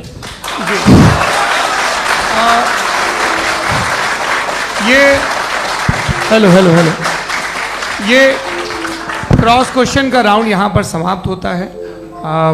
और ये बड़ा अच्छा है कि इस तरह से फ्रेगमेंट कर दिया गया है ताकि जो मरकरी ऊपर जा रहा है नीचे जवाब दे दूं। जी। प्लेनेट की ज़्यादातर मेजॉरिटी कुछ दूसरे मजहबों के खुदा को मानती है। आप उन्हें क्यों नहीं? आप तो मेजॉरिटी की बात कर रहे हैं। अच्छा, ये क्लोजिंग आप ये कह रहे हैं इविल और गुड को डिसाइड मेजॉरिटी करेगी। मेजॉरिटी जो कर दे वो सही हो जाएगा। क्लोजिंग इसको जैसा आप ही लोगों ने तय किया है उसी फॉर्मेट को फॉलो कर लेते हैं। भाई मैंने तो भले लोगों पे एतबार किया और तब मॉडरेशन तय किया। जी, आपके पास 5 मिनट का वक्त है, क्लोजिंग आर्ग्यूमेंट है, उसके बाद हम ऑडियंस से क्वेश्चन आंसर लेंगे जावेद साहब की क्लोजिंग आर्ग्यूमेंट के बाद। ओके, बहुत शुक्रिया जी। हमारा जो टॉपिक है डज गॉड एग्जिस्ट, मैं इस पे इतने एकेडमिक तैयारी करके आया था। मुझे था कि मैंने सोचा था कि कई सारे मैं आर्ग्यूमेंट्स दूंगा, लेकिन वक्त की भी किल्लत और जावेद साहब बार बार इधर उधर चले जा रहे थे तो उसको भी थोड़ा एंटरटेन करना पड़ गया। डज गॉड एग्जिस्ट पे मैं एक ही आर्ग्यूमेंट दे पाया। आर्ग्यूमेंट्स बहुत हैं और डेफिनेटिव आर्ग्यूमेंट्स हैं, और मेरे आर्ग्यूमेंट को किसी एक राउंड में भी इन्होंने एंटरटेन नहीं किया और रेफ्यूट नहीं किया। एक राउंड में भी नहीं, एक राउंड में भी नहीं। और ना ही अभी आपका क्लोजिंग आर्ग्यूमेंट आएगा, नहीं, वो बता देना। Argument of contingency sir. अरे मैं आपसे कई बार कह चुका हूं कंटिजेंसी का मतलब अब मैं कैसे समझाऊं आपको? आपस में हाँ, आप और कितने आसानी से समझाऊं मैं? मुझे तो नहीं समझ में आ रहा है। आप अपनी आर्ग्यूमेंट ऑफ कंटिजेंसी उर्दू में बोल सकते हैं। हाँ, आप अपनी बात पूरी कर लें जी। आखिरी 4 मिनट। दूसरी चीज, just a minute please ma'am, can I talk?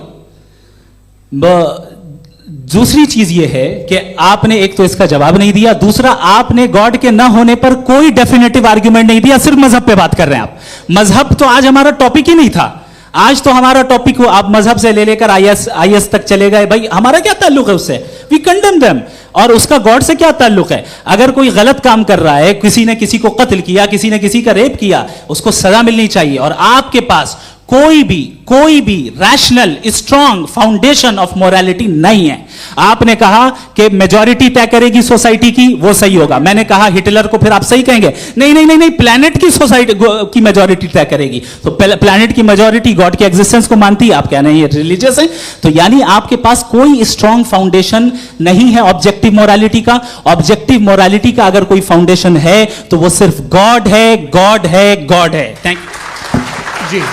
ये मुफ्ती शमाइल नदवी साहब का क्लोजिंग आर्ग्यूमेंट था। अब हमारे पास जी जी ये बड़ा अच्छा है कि दोनों लोगों को मॉडरेटर से शिकायत भी और बोल रहे भाई हमारी शाबाशी भी तो करते चलो। अब मेरी बात जी, आपके पास जावेद अख्तर साहब 5 मिनट का वक्त है, ये आपका क्लोजिंग आर्ग्यूमेंट है, टाइम रीसेट कर दें जी। देखिए, बहुत सारी बातें हैं। गॉड का डेफिनेशन दुनिया के किसी भी रिलीजन में है कि वो ओमनीपोटेंट है, ओमनीप्रेजेंट है, he is just, he is kind, he loves you and so on. मैं जब दुनिया देखता हूँ तो मुझे कोई ऐसा सुप्रीम पावर यहाँ दिखाई नहीं देती है जो इंसान की बहबूदी के लिए कुछ कर रही हो, कमज़ोर को बचा रही हो, मदद कर रही हो, जालिम को पीछे हटा रही हो। मैं नहीं देखा, तारीख़ में नहीं। एक तो अगर है और ये देख रहा है तमाशा, तो उसका होना न होना बराबर है। दोयम ये कि ये जो है, जब आप ये कहते हैं कि कायनात जिसकी कंटीजेंसी ये है, मैं देखिए वो लफ्ज़ इस्तेमाल किया मैं, तो ये कैसे हो सकती है भाई? और फौरन आप सरेंडर कर देते हैं कि जाहिर है कि इसका बनाने वाला तो इससे 10,000 गुना ज़्यादा कॉम्प्लिकेटेड होगा। उस पर आपके होने पे कोई इतराज़ नहीं है। उसे वो टाइमलेस है, वो पहले से था, टाइम तो बहुत बाद में आया। ये सब आप मानने को तैयार है जिसका आपके पास कोई सबूत नहीं, आपके पास कोई रीज़न नहीं है। आपकी तारीख क्या है मजहब होगी? बिलीफ की, जो खुदाओं का बिलीफ है, ये कॉन्स्टेंटली गलत साबित होता रहा है। मतलब आप कहें कि अरिस्टोटल के ज़माने में तो सब जाहिल थे, वो भी इतने ही यकीन से खुदा पे यकीन रखते थे, जो अब नहीं रहा। ये भी नहीं रहेगा, आप लिख लीजिए। और इसके आसार आपको दुनिया में दिखाई देना शुरू हो चुके हैं। ये बहस क्या आज से 100 साल पहले इस तरह हो सकती थी? यहाँ तक तो आपको हम ले आए हैं। तो सर अरे इनको मदद की ज़रूरत नहीं भाई, ये सेल्फ सफिशिएंट आदमी है, आप क्यों इनकी मदद कर रहे हैं? Sir please. तो ये जो है तमाम बातें अपनी जगह हैं। ये एक पैकेज है। आप अकेले, कोई आदमी ऐसा नहीं जो सिर्फ गॉड को मानता हो। उसके साथ बहुत पैराफर्नेलिया आता है, अलग अलग पैराफर्नेलिया आते हैं। They have always created chaos in the society. मैं तो आपको सीधा ऑफर देता हूँ कि दुनिया में 10 इम्पॉर्टेंट बिलीव्स हैं। आप एक मानते हैं, 9 नहीं मानते, 9 में आप एथियस्ट हैं, 9 को आप बिल्कुल रीजनेबली मेरी तरह देखते हैं। तो 90 मजहबी आदमी भी 90% एथियस्ट है, वो दूसरे खुदा नहीं मानता, एक खुदा मानता है, अपना वाला, बाकियों को कहता है गलत है। अगर आप मानना ही बंद कर दे तो आपका 10% चांस है कि आप सही हैं और 90% चांस है कि आप गलत हैं। मेरा मशवरा है, आप मानना छोड़ दिए तो 50% चांस होगा कि आप सही हैं और 50% चांस होगा, 40% आप गेन करेंगे बाय बिकमिंग एन एथियस्ट।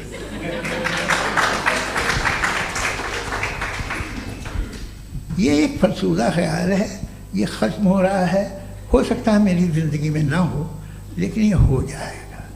जो बातें ये इनको आप मेटाफिज़िकल, ये वो ऐसे रिस्पेक्टेबल टर्म दे दिए, ये तो उन लोग के हैं जिन्हें ना फिज़िक्स मालूम थी ना मेटा मालूम था, ये उन्होंने आपको दिए हैं। जी बहुत शुक्रिया आप दोनों लोगों का। और अब इस बातचीत का आखिरी राउंड शुरू होगा, डज गॉड एग्जिस्ट की ये बहस मुफ्ती शमाइल नदवी और जावेद अख्तर साहब के बीच।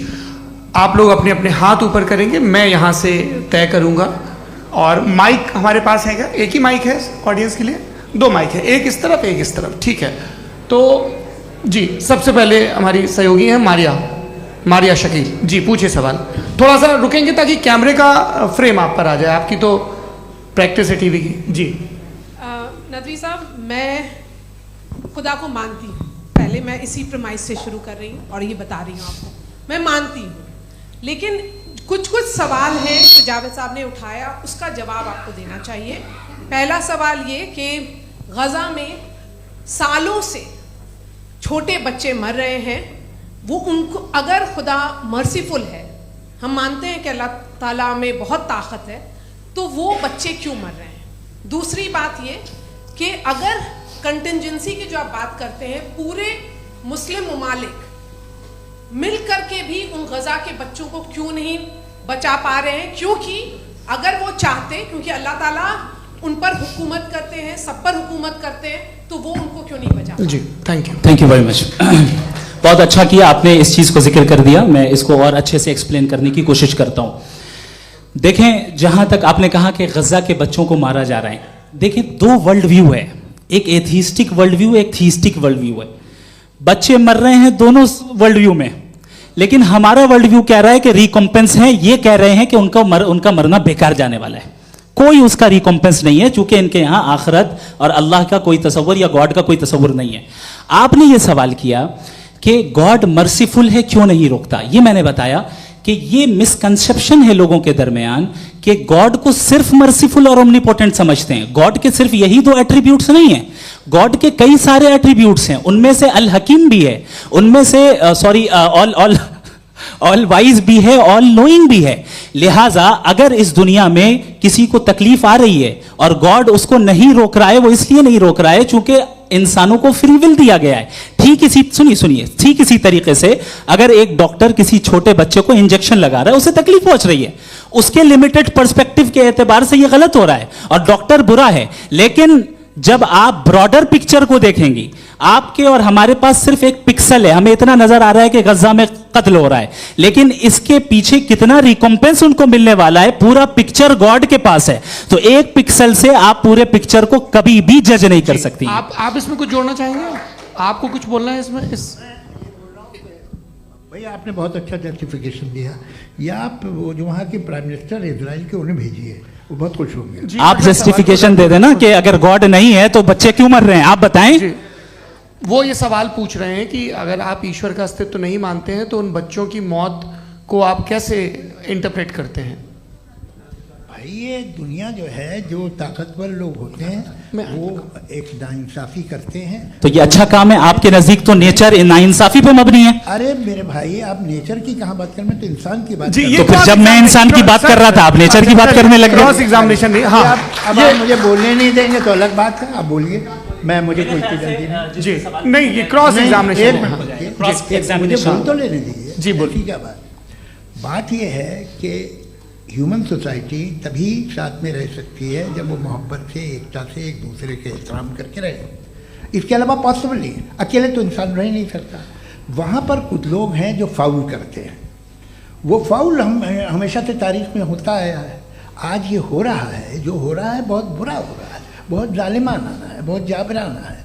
उसको आप कहें कि ये बच्चों को कॉम्पनसेशन मिल जाएगा या इसकी इंजेक्शन है, इंजेक्शन तो हेल्थ के लिए दिया जाता है। आप ये कह रहे हैं कि ये बच्चों की जो धज्जियां उड़ रही हैं ये इंजेक्शन है, ये टेस्ट है, ये टेस्ट है, और उस टेस्ट में उनको ऐसा रिकॉम्पेंस मिलेगा जो आपके तसव्वुर के बाहर है। ये आप 3 बरस के बच्चे को बारूद से उड़ा के टेस्ट ले रहे हैं। वाह, वो नहीं ले रहा है, खुदा नहीं उड़ा रहा है, इजराइल उड़ा रहा है। जी, ये तो उसको अगला सवाल लेते हैं प्रोफेसर पुरुषोत्तम अग्रवाल।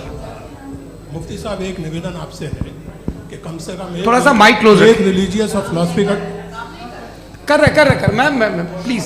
एक रिलीजियस और फिलोसॉफिकल ट्रेडिशन है जो ब्रह्मांड को यानी यूनिवर्स को ही अंतिम मानती है। सर्वम खलु इदम ब्रह्मम, this is Chhandogya Upanishad, and it completely rules out the existence और नेसेसिटी, आपके शब्दों में necessity of a creator. The creation itself is the creator. तो एक मिनट प्लीज। दूसरा जो सवाल आपने अभी, जो आप बार बार कह रहे हैं कि भगवान विद्वान भी है वाइज, सब जानने वाला। तो अगर विजडम में दुनिया भर के पापों और अत्याचारों को बर्दाश्त करना शामिल है, तो फिर इसका मतलब ये हुआ कि अगर मैं फ्री विल से उसको अपोज करता हूं तो ईश्वर की विजडम और मेरी फ्री विल में कॉन्ट्राडिक्शन है। Because when I am opposing whatever is happening in Gaza, then I am opposing the God's will और गॉड्स विजडम। जवाब लेते हैं क्योंकि तो गॉड की विजडम में, एक मिनट सर प्लीज सर, ये एक जुमला, गॉड की विजडम है कि गाजा में जो कुछ हो रहा है वो हो रहा है, मैं उसका अपोज कर रहा हूं, तो मैं गॉड की विजडम के खिलाफ जा रहा हूं। एक सवाल। दूसरा ये नहीं, आपने दो ऑलरेडी। सर आप और सवाल कर लें, लेकिन मुझे दो जवाब दे। पहले आपने ये सर, कहा, सर, सुनिए मेरी बात सुनिए। भाई इजराइल के गॉड के मुताबिक तुम्हारा ठीक हो रहा है ना? नहीं हो रहा है, ठीक नहीं हो रहा है, मैं बता रहा हूं क्या हो रहा है। आप तशरीफ रखिए, मैं बता रहा हूं क्या हो रहा है। Let me complete please. एक सेकंड गाइस, एक सेकंड। ये देखिए, ऐसा है कि ये सब बड़ा आपस में विचार विमर्श के बाद ये तय हुआ था कि कुछ नियम बना लिए जाएं ताकि एक टाइम बाउंड बातचीत चले। और भाई साहब, आप बड़ा जरूरी काम कर रहे हैं, लेकिन कैमरे के फ्रेम में आके उस काम को गड़बड़ कर दे रहे हैं। ठीक है गुरु, अब मेरे को कहीं का गुस्सा कहीं निकालना था, सॉरी। नहीं, कोई गुस्सा नहीं है जी। तो प्रोफेसर ने सवाल पूछे, आप उनके जवाब दें, और थोड़ा ये सब लोग थोड़ा ख्याल रखें भाई, सवाल संक्षिप्त रखें जी। आपने दो सवाल किया। सबसे पहला ये कहा कि हमारे पास ये कॉन्सेप्ट है कि ये यूनिवर्स खुद नेसेसरी बीइंग है, creation itself is the creator. How irrational is this कि मैं एग्जिस्ट करूंगा बाद में, लेकिन अभी एग्जिस्ट कर भी रहा हूं, यानी एक ही टाइम में एग्जिस्ट भी कर रहे हैं, नहीं भी कर रहे हैं। This is not true. दूसरी चीज, आपने कहा कि अगर इजराइल में, सॉरी माफ कीजिएगा, Israel doesn't exist, occupied Palestine में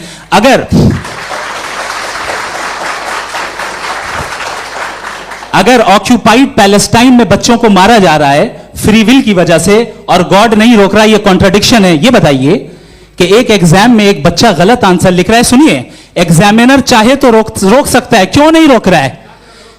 ये कॉन्ट्रडिक्शन है, ये कॉन्ट्रडिक्शन नहीं है।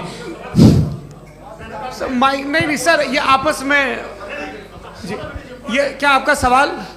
माइक दीजिए। फ्री विल दिया गया है टेस्ट के लिए, अकाउंटेबिलिटी के लिए। अगर फ्री विल नहीं होता तो आप कहते हैं हमें रोबोट बना दिया गया। नॉट मिसरिप्रेजेंट माय पोजीशन, आपकी जो भी पोजीशन, मैं अपनी फ्री विल के नाते, अपने ह्यूमन विजडम के नाते गाजा में हो रही अत्याचार का विरोध करता हूं। बिल्कुल करना चाहिए। के हिसाब से मैं गॉड की विजडम का विरोध कर रहा हूं? बिल्कुल नहीं, जो हो रहा है गॉड की, बिल्कुल भी नहीं, बिल्कुल भी नहीं।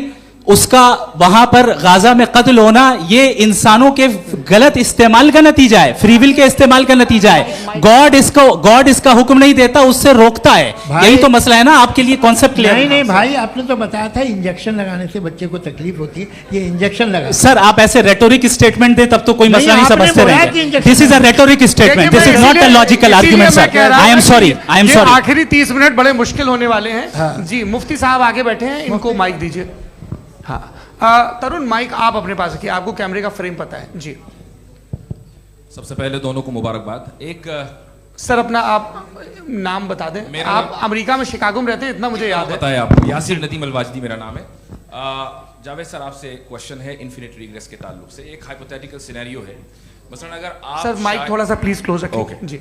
अगर आप शायर इसलिए हैं कि आपके कोई उस्ताद शायर थे, और वो इसलिए शायर थे कि उनके कोई उस्ताद शायर थे, और इसी तरीके से हम माजी में पीछे चलते चलते चले जाएं और कहीं ना रुके, तो माफ कीजिएगा आप कभी शायर नहीं हो सकते। लेकिन आप शायर हैं, आपका शायर एग्जिस्ट करता है, इसका मतलब ये है कि आप कहीं ना कहीं रुके हैं।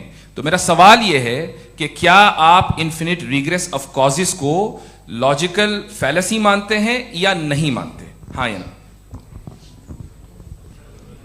मैं इन्हें लॉजिकल फैलेसी नहीं मानता हूँ, लेकिन मेरा प्रॉब्लम यह है कि जब मैं नहीं मानता हूँ तो I will continue with this logic जो फैलेसी नहीं हो। आप एक जगह रुक जाते हैं जाके, आप कहते हैं ये गेंद कैसे बनी, ये जजीरा कैसे बना, ये समंदर कैसे बना, ये ज़मीन कैसे बनी, और अचानक गॉड पे जाके आपको ब्रेक लग जाता है। एक बार आप सवाल नहीं करते कि भाई इनको बनाने वाला तो इनसे भी कॉम्प्लिकेटेड होगा, वो कैसे बना, उसके बारे में आपने इत्मीनान कर लिया, वो हमेशा से है। तो अगर आप उसे हमेशा से मानते हैं तो फिर ये मान लीजिए कि कायनात हमेशा से है, क्या तकलीफ? फिर हम वजूद में नहीं आते जी है?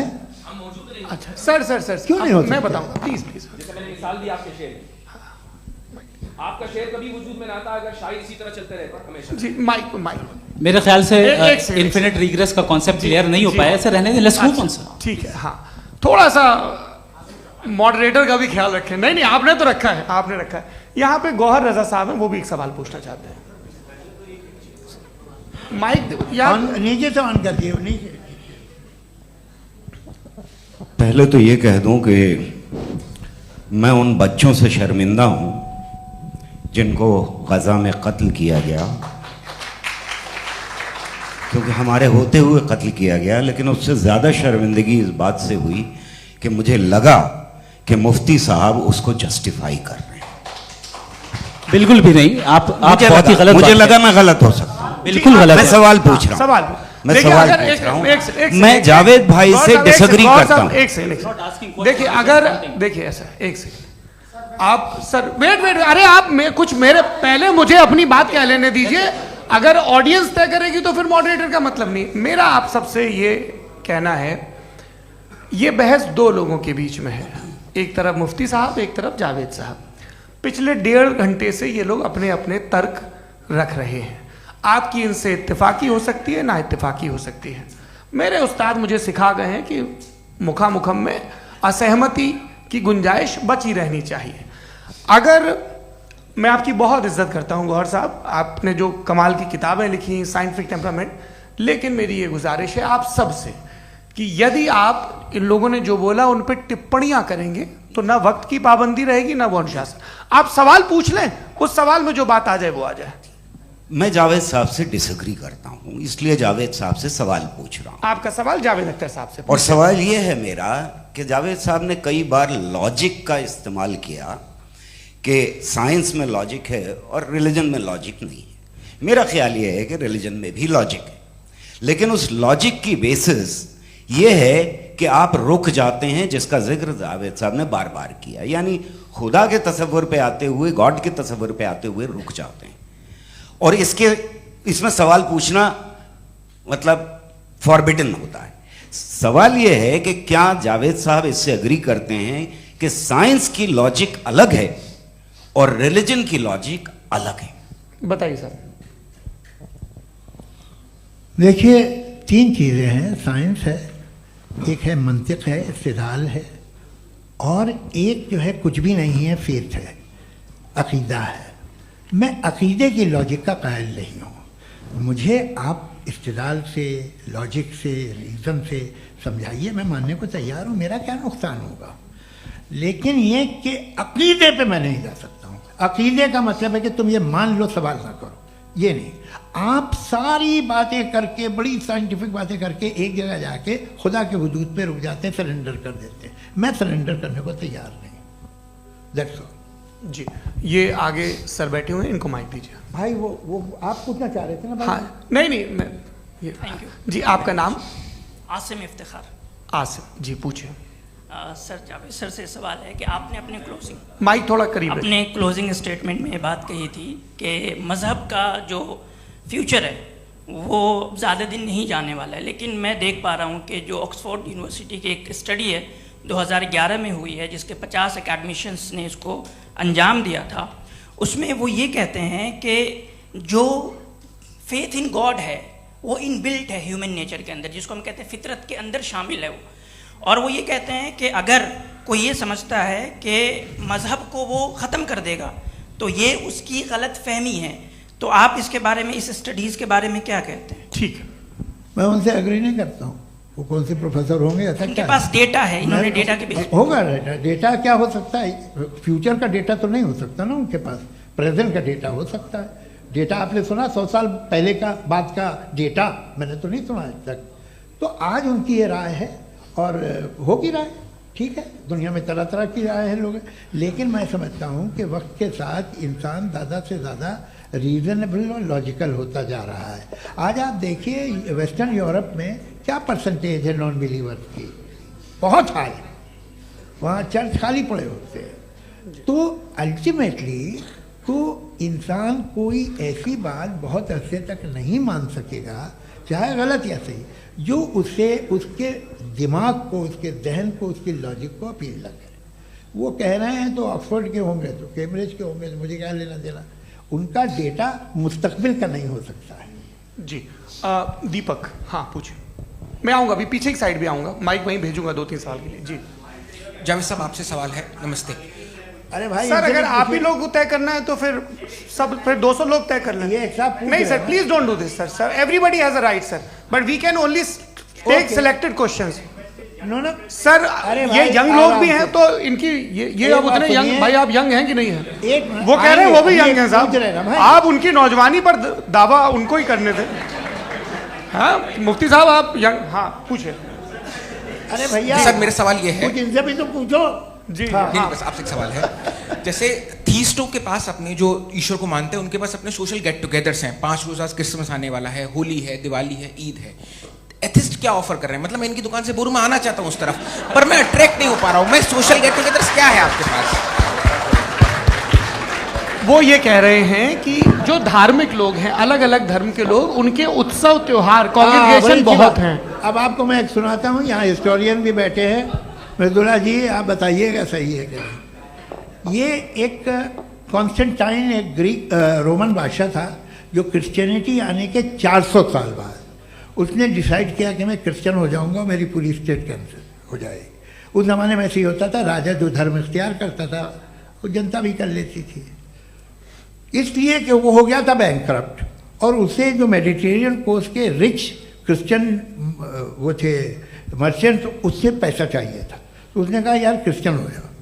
तो उसने अपने वजीर से कहा कि भाई ये हिस्ट्री है कि अब हम लोग क्रिश्चियन हो जाते हैं। पहले सर हो जाएंगे, कोई प्रॉब्लम नहीं है, लेकिन एक प्रॉब्लम ये है कि 17 दिसंबर से 25 दिसंबर तक जो पेगन फेस्टिवल होता, जो पेगन जो फेस्टिवल होता है वो बंद हो जाएगा, इसलिए कि हम क्रिश्चियन हो गए तो होगा नहीं। तो वो बच्चों को बहुत बुरा लगेगा, पब्लिक को बहुत इंजॉय करते हैं, खासतौर से 25 को मेन डे। उसने कहा हाँ ये तो सही कह रहे हो, ये जीसस क्राइस्ट की पैदाइश कब थी? पहले साहब वो अप्रैल में थी। नहीं, कट करो, वो 25 दिसंबर को है। ये हकीकत है जी। और 400 साल बाद क्रिश्चियनिटी के अप्रैल से दिसंबर ले आए, और इसलिए कि यहाँ पेगन फेस्टिवल होता था। अब मनाते हैं आप आराम से। ये जो सारे फेस्टिवल हैं ये रिलीजन से, हर एक को एक इंटरटेनमेंट डिपार्टमेंट चाहिए होता है अपनी कंपनी चलाने के लिए। तो ये रिलीजन ने, ये सेकुलर त्योहार थे जिन्हें रिलीजन्स ने ले लिया है। ये मौसम के थे, फसलों के थे, किसानों के थे, उसको आपने लेके रिलीजियस रंग दे दिया। ये कोई रिलीजन से थोड़ी आए आप। अच्छा हमें देखिए, हम तो मुल्द हैं, हम ईद मनाते हैं, हम दिवाली मनाते हैं, हम होली मनाते हैं, हम क्रिसमस मनाते हैं। बम्बई की फिल्म इंडस्ट्री की सबसे बड़ी होली हमारे घर में होती है, सबसे बड़ी ईद हमारे घर में होती है। वो हमारी सोशल वो है, हमारा हेरिटेज है। ऐसा थोड़ी है कि we will throw the baby along with the water. ये तो अच्छी चीज़ है, इन्हें रखो, जो बेकार है फेंक दो। जी हाँ, हेलो जी, मेरा सवाल नादवी जी से है। जैसा कि आपने बोला कि गॉड टाइम के भी परे हैं, और गॉड इतनी कॉम्प्लेक्स चीज़ है कि उसे ह्यूमन माइंड समझ नहीं सकता, और गॉड ने अर्थ पे फ्री विल भी दे दी है। तो आप अपना वक्त ज़ाया क्यों कर रहे हैं गॉड के बारे में बात करके? अपन को तो बात करनी चाहिए कि सोसाइटी को बेहतर कैसे करें। जी, मैं गॉड वही बताता है सोसाइटी को कैसे बेहतर करे। अभी मैं आपका जवाब देता हूं। आपने कहा कि टाइम पे वो एग्जिस्ट नहीं करता, सो मेरा सवाल ये है कि जैसा आपने बोला कि गॉड बहुत ही कॉम्प्लेक्स चीज है। मैंने कहा ही नहीं कि कॉम्प्लेक्स है, तो आपके अल्फाज हैं। कॉम्प्लेक्स का लफ्ज गॉड के लिए सुइटेबल नहीं है। क्यों? क्योंकि कॉम्प्लेक्स वो चीजें होती हैं जो ऑब्जेक्ट हो। God is not an object जिसको आप इंस्ट्रूमेंट के जरिए लेबोरेटरी में जाके टेस्ट करें, oh it's very complex. No, वो कोई कार का इंजन नहीं है। वो फिलोसॉफिकली नेसेसरी बीइंग ऐसी बीइंग है जो सिंपल बीइंग है। हाँ, आप उसको मुकम्मल तौर पे उसकी तमाम हिकमतों को जान ले और हर चीज को जान ले, ये पॉसिबल नहीं है, क्योंकि वो ऑल वाइज है, आप ऑल वाइज नहीं है, और वो खुदा है, वो आपको सारी चीजें बता दे, ये जरूरी नहीं। मेरा सवाल ये नहीं था, मेरा सवाल ये था कि जब गॉड इतना परे है इस दुनिया से कि उसने अर्थ पे फ्री विल भी दी है, हम सब ह्यूमंस की फ्री विल है, और जो सोसाइटी में हो रहा है वो अपन लोग डिसाइड करेंगे। तो अपन लोग डिसाइड नहीं करेंगे ना, अपन लोग डिसाइड नहीं करेंगे। गॉड जो है, गॉड ने वो उसकी जात, उसकी एग्जिस्टेंस टाइम एंड स्पेस से परे है, लेकिन वो हमारा टेस्ट ले रहा है, और उसी गॉड ने हमें बताया कि तुम्हें क्या करना है क्या नहीं करना है। तो जाहिर है उस गॉड की बात सुनेंगे ना हम। जी। वो पीछे एक चश्मा लगाए जो मैम खड़ी हैं, उनको दीजिए। हाँ आप जी जी बिल्कुल आएंगे। देखिए मैं कोशिश कर रहा हूँ सब तरफ जाने की। हाँ उनको दीजिए माइक जी। हेलो सर, मैं ओमनी प्रेजेंट नहीं हूँ, टाइम पाबंद हूँ और जहां तक कोशिश कर सकता हूँ करूंगा जी। अपना नाम बताइए। मेरा नाम उर्सुला है, मैं दिल्ली यूनिवर्सिटी की एक स्टूडेंट हूँ और मैं स्टूडेंट फेडरेशन ऑफ इंडिया से हूँ। मेरा सवाल मुफ्ती जी से है कि इस हॉल के इस कमरे में बैठ के हम लोग रेप की मोरालिटी के बारे में फिलोसफिकली बात तो कर सकते हैं, बट असलियत ये है कि रोज़मर्रा की ज़िंदगी में औरतें रेप के थ्रू गुजरती हैं और हम लोग सिर्फ नंबर्स पे इस तरह नहीं देख सकते, क्योंकि कितनी औरतें हैं इन कंट्रीज़ में जहाँ पे आप बता रहे हैं कि केसेस कम हैं, जिनका एक्सेस है कि वो जाके केस फाइल कर सकें। कितनी औरतें हैं जो जिनको काम करने की आज़ादी है उन कंट्रीज़ में। यूरोप में ये आज़ादी आ गई, यूरोप में ये रूल्स आ गए, तो हम आज उसके बारे में बात कर पा रहे हैं। जी जवाब। आपने ये कहा कि कमरे में बंद होकर हम लोग इस पर फिलोसफिकली बात कर सकते हैं, लेकिन हकीकत में क्या हो रहा है, वो ग्राउंड लेवल पे क्या हो रहा है जो बहुत गलत हो रहा है, और वो सफ़र कर रही हैं। आई एग्री, बहुत गलत हो रहा है, और जो गलत हो रहा है उसको हमें रोकना है। और क्यों रोकना है, वो गलत क्यों है, हमारे पास इसका ऑब्जेक्टिव फाउंडेशन है, इनके पास उसका ऑब्जेक्टिव फाउंडेशन नहीं है। मैं ये कहना चाह रहा हूं कि जहां पे भी जुल्म हो रहा है, जहां पे भी औरत पे जुल्म हो रहा है, या उसकी इज्जत लूटी जा रही है, या उसे तकलीफ पहुंचाई जा रही है, और सिर्फ औरत नहीं, किसी इंसान के ऊपर भी जुल्म हो रहा है, तो उसके खिलाफ खड़ा होना, ये मॉरलिटी हमारे पास गॉड के पास से आई है। वरना जावेद साहब तो कह रहे हैं कि जो है मेजॉरिटी डिसाइड करेगी, तो मेजॉरिटी तो कभी भी बदल सकती है। क्या आप हाँ। ये थोड़ी सी आपको गलतफहमी है। मैं अगर मेरे जुमले से ये मदना निकला या मैंने कहा तो ये जुमला मैं वापस लेता हूँ, ये मेरा मतलब ही नहीं था कि मेजॉरिटी डिसाइड करेगी। मेजॉरिटी डिसाइड करे तो दुनिया में बड़ी, वैसे आपने कहा था ये जुमला। अच्छा हो सकता है, मैं मान रहा हूँ, बाद में रिकैप कर लेंगे। अरे एक सेकंड मैं अपनी एक्सप्लेनेशन दे रहा हूँ। मुनासिब बात यह है कि हम सब के सब दिल में जानते हैं कि क्या अच्छा है क्या बुरा है, हमें पता है अच्छी तरह से। जो लोग बुरे काम करते हैं उन्हें भी मालूम अच्छा क्या है। यही तो सवाल था हजरत कि फिर ये मोरालिटी आई कहां से? Cross examination. हाँ जी हाँ। मोरालिटी साथ रहने की डिजायर से आई है, यानी साथ रहकर जो कुछ कह दे, जो कुछ कर दे, वो हो जाएगा? नहीं नहीं, तो आप कायदे से रह ही कर सकते हैं जब तक लोगों में मोरालिटी हो, वरना क्यास हो जाएगा। ये आपको कैसे पता? जी हमने देखा ना, जहाँ मोरालिटी का क्यास हो गया, हम देखते हैं। कहाँ पे देखते भाई? दुनिया में। आप जो कह रहे हैं, आप कहीं पे अगर गलत हो रहा है इस बहस तो उसको आप देखिए, आप एपिस्टेमोलॉजी की बात कर रहे हैं, मैं ऑन्टोलॉजी की बात कर रहा हूं। मैं इस बहस के बाद आप दोनों लोगों को चाय पे होस्ट करूंगा, वहां पे क्रॉस एग्जामिनेशन कर लीजिएगा। अभी ऑडियंस का हक मार रहे हैं आप लोग भाई, सर जस्ट लोग हैं आप लोग। और ये भाई ये हाँ उधर आएंगे, जी सर आएंगे। अच्छा सर मेरा नाम लईकुर रहमान है और मैं अलीगढ़ मुस्लिम यूनिवर्सिटी का स्टूडेंट हूँ, और जहाँ तक मुझे पता है कि sir you are also product of Aligarh Muslim University. मैं भी उसी चमन का बुलबुल। हाँ सर, तो बहुत खुशी हुई मुझे जान करके कि मैं आपसे मिलूंगा। सवाल सर, मेरा सवाल यह है, सर सैयद अलैहि रहमा का नज़रिया यह था कि खुदा के वजूद को अक़ल के दायरे में रह कर के तलाश करना, न कि पूरी तौर से उसका इनकार कर देना। Sir how will you define it? नहीं तो ये तो आप इन्हें बताइए। ये सवाल आपसे खुदा का वजूद साबित कर रहे हैं तो सर आपने इनकार कर रखा है, इस वजह से मेरा क्वेश्चन। उन्होंने यही सर से एक सेकंड, सर सैयद ने यही कहा ना कि अक्ल से आप खुदा के वजूद को साबित नहीं कर सकते, यही कहा ना भाई। वो उन्होंने कहा कर सकते हैं और वो कर दिया गया आज। वो फोन तलाश करना या साबित करना अक्ल से अक्ल से नहीं हो सकता। अरे सवाल तो सुन लीजिए जी। अक्ल से नहीं हो सकता है, यही कहा ना आपने। अक्ल से हो सकता है, अरे वो यही कह रहे हैं भाई, आप बता रहे हो सकता है, वो तो कुछ और। आप अगर सर देखो नौजवान फोन ले लो, वो इतनी कमाल की यूनिवर्सिटी है। अरे भाई दे दो ना जरा, एक मिनट दे दो भाई, मेरी बात सुनो, माइक पे बोलो ताकि जो लाखों लोग देख रहे हैं। माइक दे दो ना। अरे देंगे ना माइक, तुम ठहरो तो। हाँ सर, मेरा सवाल ये था कि सर सैयद अलैहि रहमा का एक नज़रिया था अपना कि खुदा का जो वजूद है उसको अक़ल के दायरे में रह करके तलाश करना है, न कि पूरे तौर से इनकार कर देना है। ये उनका कॉन्सेप्ट था। लेकिन मेरा सवाल ये है कि आप इसको कैसे डिफाइन करते हैं, एक्सप्लेन कैसे करेंगे? मैं आपसे जानना चाहता हूँ, क्योंकि you are the product of Aligarh Muslim University. मुझे अक़ल के दायरे में रख के मैंने बहुत तलाश की, मुझे मिला नहीं। हाँ ये इधर उधर वो चश्मा लगाए जो, हाँ उनको दे दीजिए। जी जी फटाफट पूछिए, बस 5 मिनट है, 5 मिनट में खत्म हो रहा है। हाँ अस्सलाम वालेकुम मुफ्ती साहब। एंड मेरा सवाल जावेद अख्तर साहब से। क्या नाम है आपका? अरे भैया सब मुझे तो पूछ रहे हो।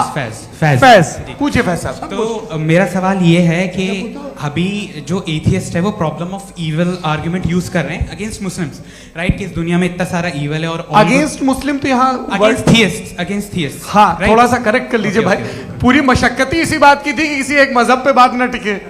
जी, तो बेसिकली ये आर्ग्यूमेंट ऐसा है कि इस दुनिया में इतना ज़्यादा ईवल एग्जिस्ट करता है और अगर एक ऑल गुड गॉड है तो वो रोकता क्यों नहीं है? लेकिन इस सवाल में एक हिडन अजम्पशन ये है कि इस दुनिया में ईवल एग्जिस्ट करता है। अब एथियस्ट ये कैसे ऑन्टोलॉजिकली प्रूव कर सकते हैं कि इस दुनिया में ईवल एग्जिस्ट करता है? मैं आपको बताता हूँ, थोड़ा सा समझा। नहीं सर आप हम लोग इनको सुनिए। नहीं please don't do that. I want to explain ontologically. नहीं हम समझ गए सर, इनको अब जवाब देने दीजिए। अच्छा सवाल पूछ लो। मैं अभी तक क्या था वो मैं थोड़ा सा ऐड ऑन कर लेता हूँ। तुम गुरु, तो हम जब इसका राउंड 13 करेंगे ना तब तुमको स्टेज पे बिठाएंगे। जी तो हाँ जल्दी से। तो देखिए एथियज्म के हिसाब से सब कुछ रैंडमली बन गया है, सब कुछ एटम्स और मॉलिक्यूल्स है। एक पत्थर में और मुझ में सिर्फ इतना फर्क है कि हम लोग एटम्स और मॉलिक्यूल्स का अलग अलग रीअरेंजमेंट है। अब एक पत्थर को कोई इंसान तलवार से 2 टुकड़ों में काट दे या मुझे, according to atheism it is same. There is no evil and good according to atheism. जी अच्छा फैज साहब का सवाल ये है कि हाँ कोशिश भी करते तो इससे गलत सवाल नहीं कर पाते। एक लाइफ फॉर्म है और लाइफ फॉर्म में फीलिंग्स हैं, मतलब लाइफ फॉर्म सुनता है, देखता है, टेस्ट कर सकता है, फील कर सकता है। तो उसकी जो ये जो क्वालिटी इस बबल में आ गई हैं वो जानवर में भी है, इंसान में भी है। तो जाहिर है कि उसे कोई तकलीफ पहुंचेगी, तो चूंकि उसके पास वो सेंसिटिविटी है तो मैं करेगा। पत्थर में वो सेंसिटिविटी नहीं है। तो ये क्या सवाल हुआ कि अगर पत्थर को काटा तो पत्थर को तकलीफ नहीं होती, तो आपको काटे तो आपको क्यों तकलीफ हो? बैठ जाइए। जी हाँ अगला सवाल। हाँ पूछे जी जावेद अख्तर साहब। अरे भैया सब आप लोग मुफ्ती साहब को छोड़ रहे हैं, मेरे ही पीछे पड़े हैं क्या? फिर चलो बोलो भाई। You asked how God can exist when children die in Gaza. Huh? You asked how God can exist when children die in Gaza, and you also mentioned the rise of atheism in Europe. But the same events also are leading many atheists and non-believers to turn towards faith. How do you interpret this contradiction, where suffering pushes some away from God, yet brings others closer to belief? आपको एक बात बताऊं, दुनिया perfect तो कहीं भी नहीं है, हर जगह कुछ खामियां हैं। बेटा एक मिनट आप ही को कहेंगे, देखो वो तो कुछ खामियां, कमज़ोरियां, खराबियां सब जगह है। लेकिन अगर देखोगे ईमानदारी से कि दुनिया सबसे ज़्यादा महज़ब कहाँ है, एक आम शहरी को कहाँ हुकूक हासिल हैं, वो बोल सकता है, अपनी मर्ज़ी से काम कर सकता है, अपनी मर्ज़ी से राय दे सकता है, हुकूमत के ख़िलाफ़ बोल सकता है, बरसरे इक़्तिदार लोगों के बारे में बोल सकता है, सरमायादारों के ख़िलाफ़ बोल सकता है। तो आपको ये स्कैंडिनेवियन कंट्रीज़ में मिलेगा, वेस्टर्न यूरोप में मिलेगा। मैं नहीं कह रहा वो परफेक्ट है, बिल्कुल नहीं, वहाँ बहुत ख़राबियाँ भी हैं, परफेक्ट तो कोई। लेकिन जिन जिन मुल्कों में, लैटिन अमेरिका देखो, गल्फ़ देखो, वहाँ पर आपको ये ज़रूर है कि रेप नहीं होते होंगे। रेप की ज़रूरत क्या है भाई? उसको तो ख़रीद लो, घर में रखो, सड़क पर रेप करने की क्या ज़रूरत है? मगर सुनिए, मगर हकीकत ये है कि वहाँ शख्सी आज़ादी राय देने की, बोलने की नहीं है। जी ये एक आखिरी सवाल मुफ्ती साहब से। हाँ मैम इनको माइक दीजिए। शुक्रिया। मेरा नाम मनीषा है, मैं हरियाणा से आई हूँ। मैं मुफ्ती साहब से एक बात पूछना चाहती हूँ। आप बार बार जावेद साहब को कॉन्ट्राडिक्ट तो कर रहे हैं कि आपने ये कहा, लेकिन आप भी अजम्पशंस के बेसिस पे बात कर रहे हैं। आपने खुदा के होने का कौन सा प्रूफ पेश किया है, खुदा की एग्जिस्टेंस का? अब इस सवाल को अलग रहने दीजिए, कौन एथीस्ट है कौन नहीं है। और दूसरी बात जो आपने एक छोटी सी कही थी कि ये फ्री विल का इस्तेमाल करता है इंसान अपनी, लेकिन इस फ्री विल का इस्तेमाल में मतलब खुदा ने ये दे दी सबको ये इजाज़त कि वो कितना घिनौनापन और कितने ज़्यादा ख़राब से ख़राब तरीके इस्तेमाल कर सकते हैं। जवाब सुनते जी। आप फ्री विल को मानती है ना, या अब कहती है कि फ्री विल नहीं है ना? मानती है ना? तो अब आपके पास इसका कोई एक्सप्लेनेशन नहीं है कि अगर एक इंसान उस फ्री विल का इस्तेमाल करके गलत काम कर रहा है और बच के अच्छी ज़िंदगी गुजार के निकल जा रहा है, उसका कोई रिकम्पेंस नहीं है। हमारे वर्ल्ड व्यू में जो इंसान गलत काम कर रहा है उसको भी रिकॉम्पेंस यानी उसका बुरा बदला मिलना है, और जो सही काम कर रहा है उसको सही बदला मिलना है। लिहाजा जो फ्री विल है वो इस तरीके से है कि एक लिमिटेड टाइम तक खुदा ने मोहलत दी है। ऐसा नहीं कि छूट दे दी, जो करना है करते रहो हमेशा।